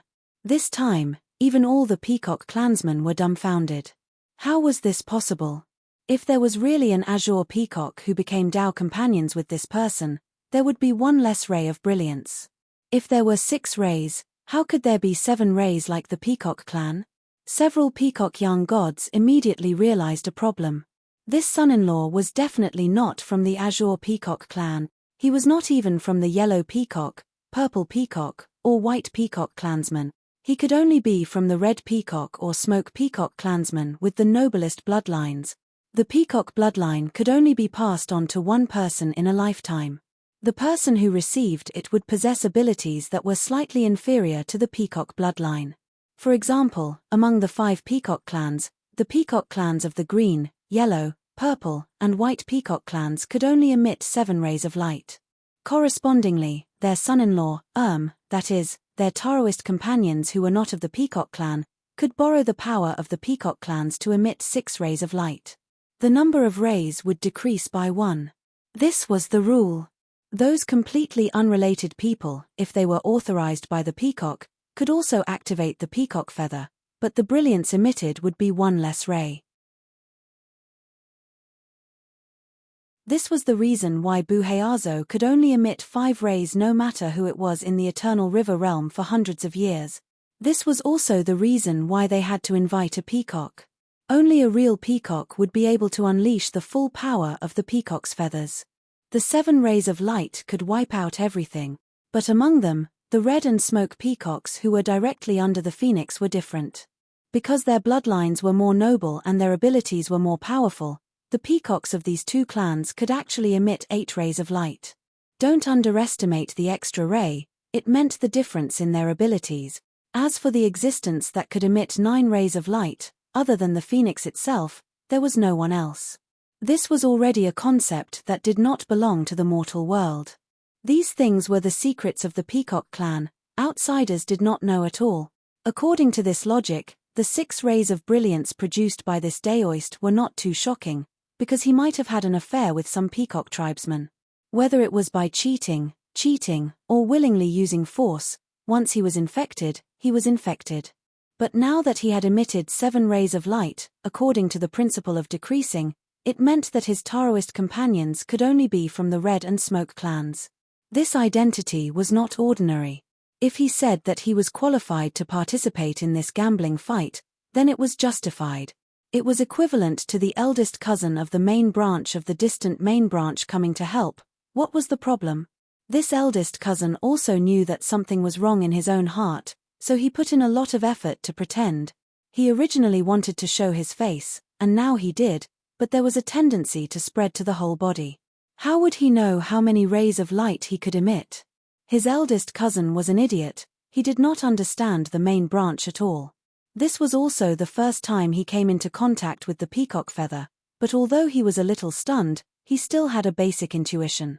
He knew that if this ray of light continued to emit, it might cause some unnecessary trouble and misunderstandings, so in the process of emitting the rays of light, he desperately looked for a way to control it. In terms of the number, it was enough, he could not continue to emit more. Although in his previous life, he was a spammer, brushing up favorability, brushing up the list, but that was just a spammer. Now that he was emitting real light, it would cause misunderstandings. Fortunately, he still had the ability, it was just that he had never used it before, so he was a little rusty. From the first ray of light to the 7th ray, he had basically mastered the method of controlling it. Finally, when the 8th ray of light was slightly exposed, he cut it off.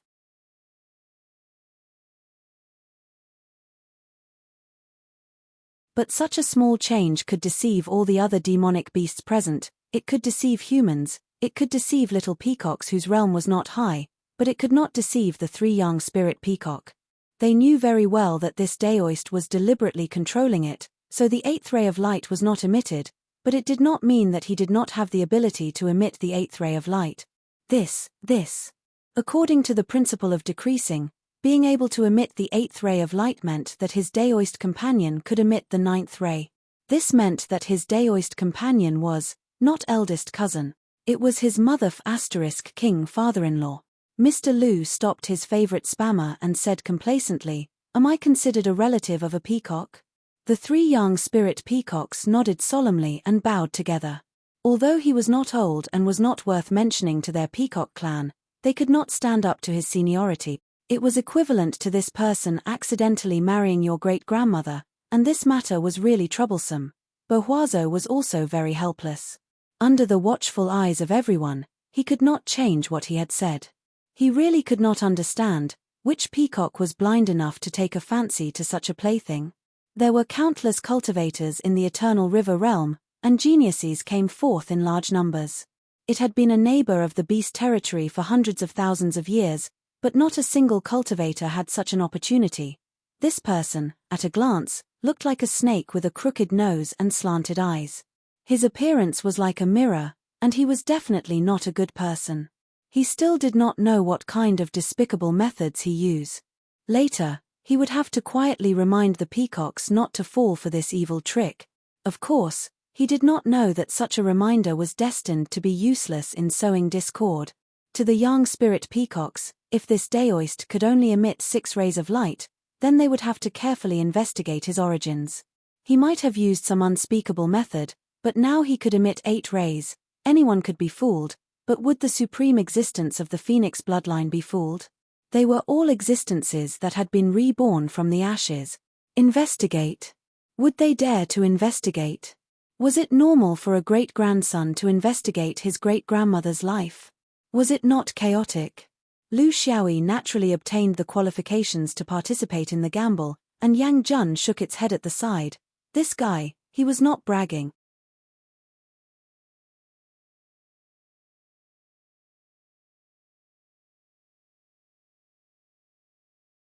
Chapter 1483. The Long Scroll of the Eternal River, a lifetime of experience, overturned common sense, never to be seen again. The format of the battle was to enter from one end of the Eternal River, and then swim out from the other end of the river.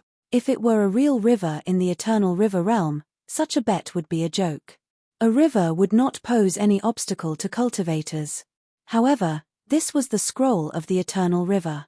It was a condensed acquired spiritual treasure that was based on the Eternal River.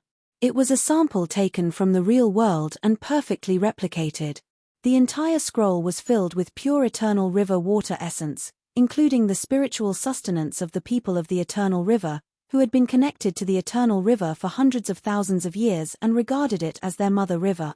The long scroll of the Eternal River was no longer just a river, but everything to the people of the Eternal River. It was the origin of life, and also the end of life. Regarding this point, although the two peacocks had a long lifespan, they had never been to the Eternal River realm, so they did not know what this river meant to them, who had always been obsessed with cleanliness. However, Lu Zhongfu had already predicted this. It was their spiritual bodies that entered the long scroll of the Eternal River. It was not necessary to do so.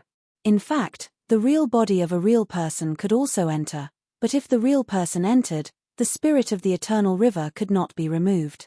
This was because the power of the scroll alone could not contain the surging mana of the young gods. Only when the spiritual bodies entered and were compatible with the essence of the long scroll of the Eternal River, could the spirit be removed. Only then could the four spiritual bodies compete in the most fair way in the pure long scroll of the Eternal River. Due to the fact that they were only using their spiritual bodies, they were unable to use some of the spells they knew in the real world. They could only compete in terms of purity, depth, comprehension, and Tao realm. Most of the time, they would be using a more abstract method to carry out the duel. For example, the peacock's powerful body and Lu Xiaoyi's flying sword could not be used here. It was the main reason why Buheazuo was confident that he could beat them. The Eternal River was not an ordinary river. If you were to compare it with the rivers of other realms, you would be gravely mistaken. This was something that the three challengers would eventually understand. Amidst the cheers, the four participants each sat down, their yin spirits leaving their bodies and leaping into the long scroll of the Eternal River. Before they returned, their bodies were the most vulnerable targets. Of course, there was no such risk here. There were thousands of demonic beasts around. Behizo's body was protected by dozens of roe deer owls. The two peacocks and Lu Xiaoyi's body were surrounded by hundreds of green peacocks and geese. What a joke! How could anything happen to the body of the ancestors' fresh meat? The four yin spirits entered from the source of the Eternal River. At the start, there was nothing special about it. This was an incomparably tall snowy mountain range, majestic, stretching for thousands of miles. Pure and cool snow water gradually gathered from the various snowy mountains, forming a trickle, a stream, a river, and a river. This process was the same as the formation of rivers in other realms. It was the law of nature. As the water gathered and flowed forward, it flowed with other rivers and lakes, finally flowing into the sea. Under the influence of the climate, wind rose and rain fell, forming a closed cycle. It wasn't difficult for the yin god physique to move forward in such an environment. Although the water was gradually increasing, it wasn't enough to pose a real obstacle for a perfected lord's spiritual body. The real obstacle lay in other aspects. After leaving the beautiful snowy mountain, after entering the densely populated areas, in the previous race, the two peacock yin spirits swam the fastest.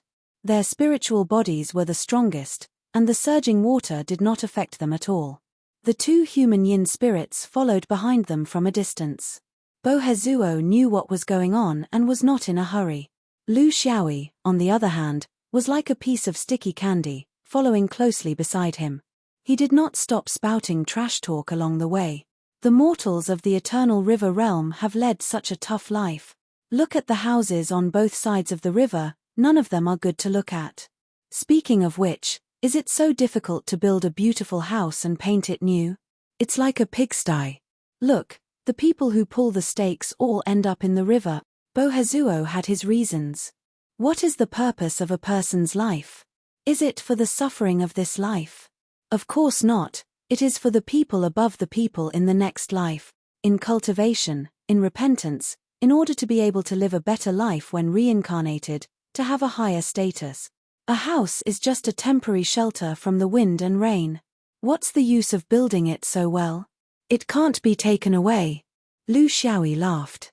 Then what's the point of living in the eternal river realm? Just throw them into the river and drown them when they're born. Save on food, and most importantly, save on excretion.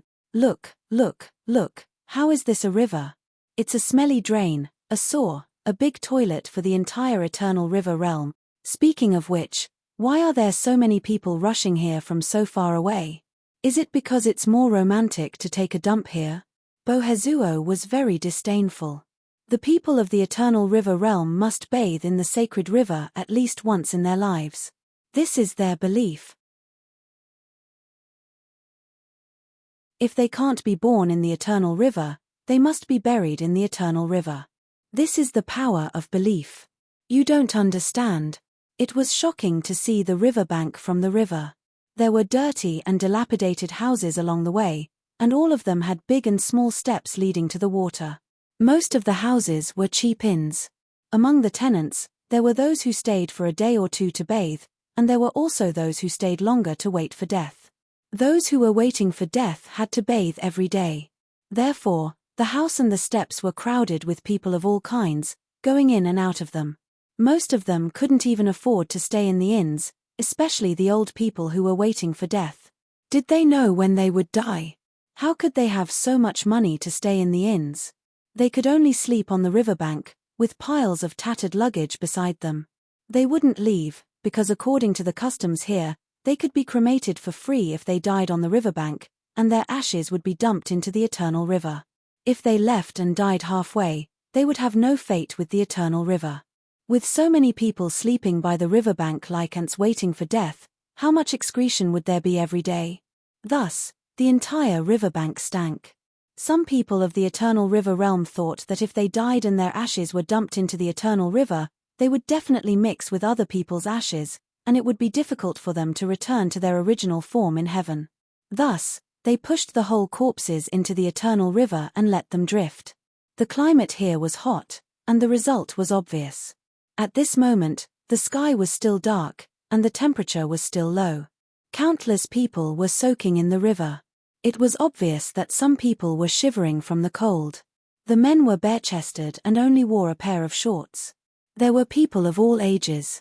Most of them were old people, either extremely fat or extremely thin, and rarely in between. The women wore veils, only middle-aged and old people.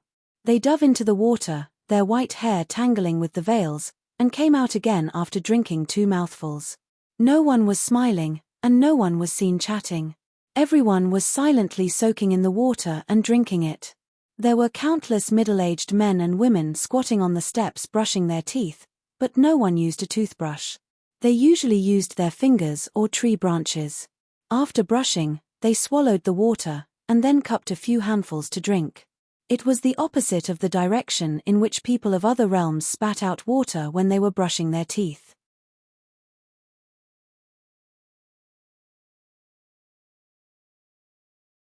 Chapter 1484.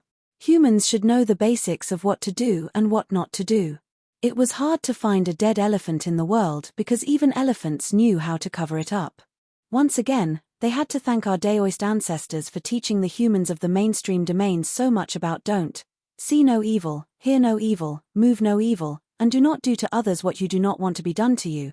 Sometimes it seemed a little strict, but if there was no prohibition, how could there be civilization?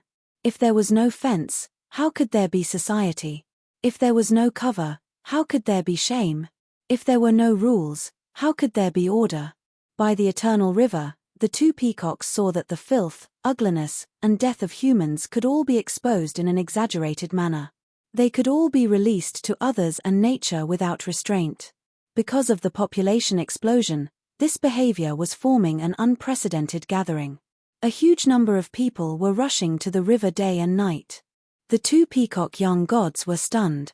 They could not imagine that there was such a place in the human world.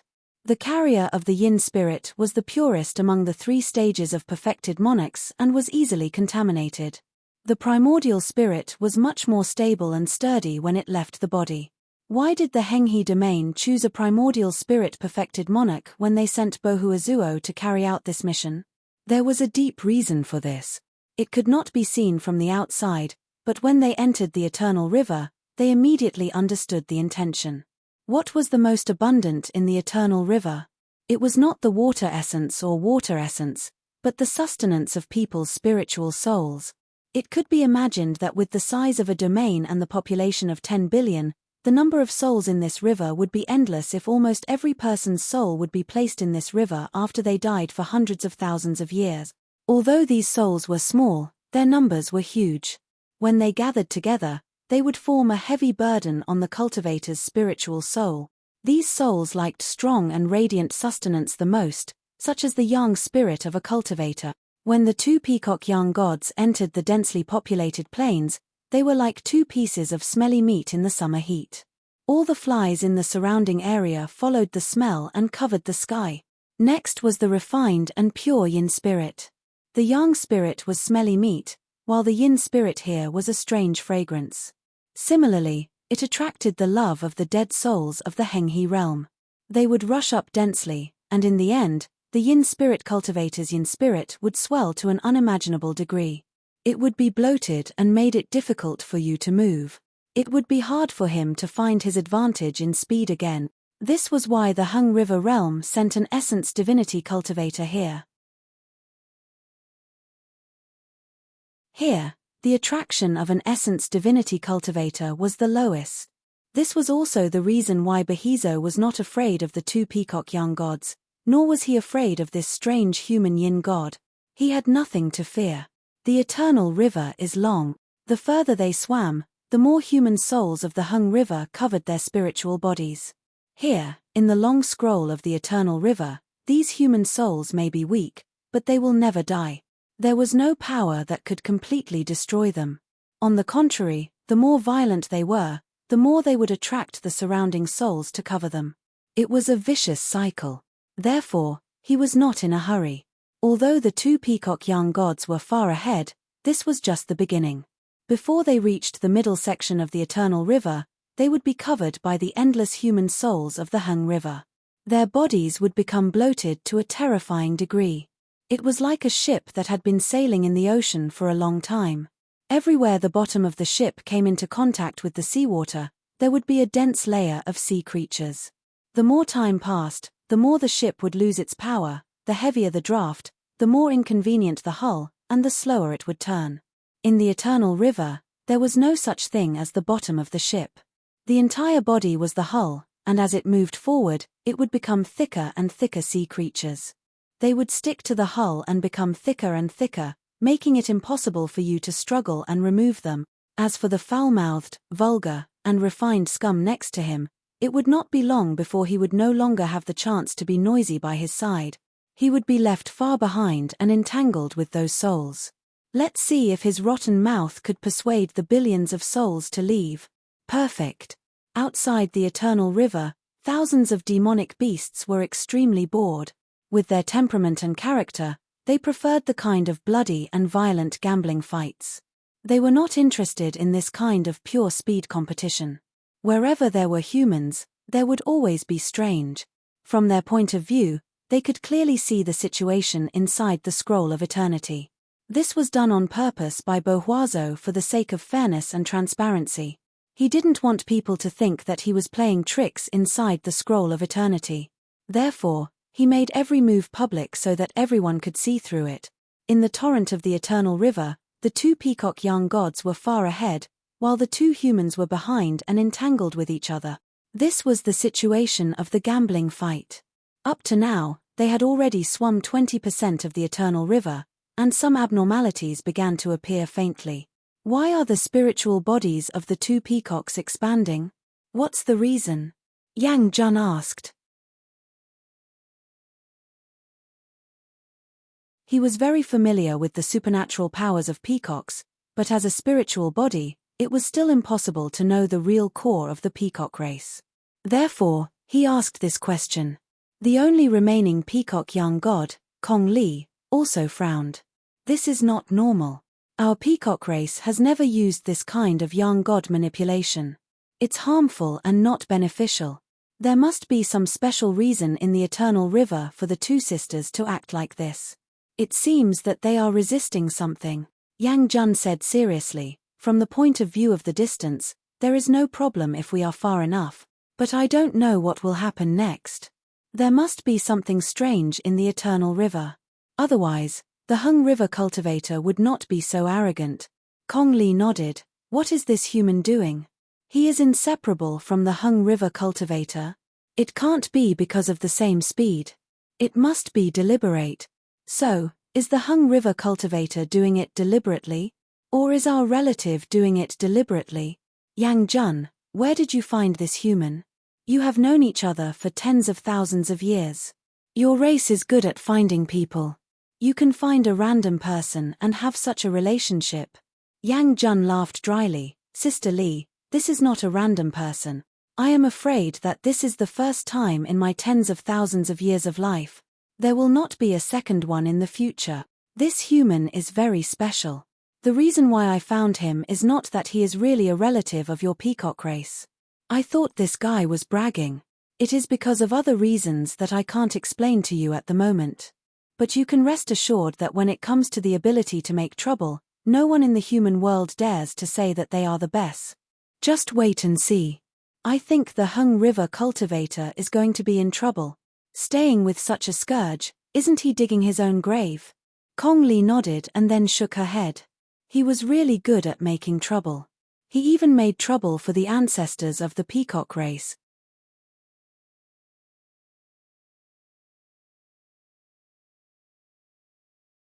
Chapter 1485. Lu Xiaoyi was not idling around. He did not only spend his energy on trash talking. Such trash talk had long become second nature to him and he did not need to think. Once he opened his mouth, it would come out without stopping. It was actually just a cover to cover his search for the secrets of the Eternal River. He dressed himself up as a rogue cultivator who didn't know how to choose his words. What he wanted to hide was the truth of his technique. His understanding of the river was far above most people. It could be that his knowledge came from a certain time and space in his previous life, hence there were similarities. It was not entirely true to say that the river was unbearable. Any river in any human domain would have a beautiful section, but there would also be some sections that were extremely dirty. They could not be categorized as a whole because it would be unfair. Floating corpses could be found everywhere. However, in the Eternal River, in the Hung River boundary, it was indeed the best place for a believer to die. This was also a fact. The rich and powerful could of course do it more gloriously and magnificently. However, for the commoners at the bottom, if they were still devout believers, they would really be waiting for their deaths by the river. Their wishes had been fulfilled. As for what would happen to the Mother River after their deaths, who would care about that? In the Eternal River scroll, there were 3 types of souls. The weakest kind were the believers. Their hearts were in the Holy River, but due to various reasons, they were unable to offer their bodies to the Mother River. Their souls would eventually drift into the Eternal River, becoming the weakest, but also the largest group of people. There was another type of believers. After they died and cremated, their ashes would be thrown into the Eternal River. Hence, their souls were slightly stronger. There were many souls in this group. The most powerful souls were the zealots who threw themselves into the Eternal River before their deaths. Their bodies were either devoured by the aquatic creatures in the Eternal River before or after their deaths, so they became the most powerful souls. This was especially true for those who threw themselves into the river before their deaths. After experiencing great pain and suffering, their souls returned to the Western Paradise, leaving behind the most powerful souls. Pain could stimulate the soul. It was said that this kind of self-burial was the closest to the teachings. It was the easiest way to rise to a higher level in the next life. Lu Xiaoyi's yin spirit could feel countless souls pouncing on his body. However, he couldn't reject them. No matter what kind of spiritual power he used, he couldn't completely reject the approach of these human souls who were also spiritual entities. This allowed him to quickly understand Hung River cultivators' intentions. This was why he and this guy were inseparable, and why they had to stick together. Since he couldn't use force, he needed to use smarter methods. Since the orthodoxy of the Henghe realm was also a part of Buddhism, no matter if it was a branch or the source, there would always be similarities. And he was a rare Daoist who was proficient in Buddhist techniques. This was where his advantage lay. He was trying to use all sorts of Dao realm powers to control these densely packed souls. Even if they were mortal souls, under the nourishment of the Mother River, they were indestructible existences. Just as he expected, all of the Dao realms were useless except for merit and impermanence. Lu Xiaoyi knew that he would never be able to compare to this cultivator in terms of knowledge of the Hung River system. Therefore, he shouldn't compete with him in terms of knowledge. He needed a smarter method. There was a time limit before he completely slowed down. He also knew that when using these souls, he couldn't rely on common sense and encourage the souls who were at the bottom of society. People like Chen Sheng and Wu Guang couldn't exist in such a religious system. The more the soul suffered in the previous life, the more fanatical they were and the more they supported this system. This was because they had finished their suffering and were going to have a better life in the next life. It was a very strange way of thinking, but it was deeply ingrained. The reason why the two peacock young gods became slower and slower in the Eternal River was that they didn't quite understand this basic principle that completely went against the trend of normal human thinking.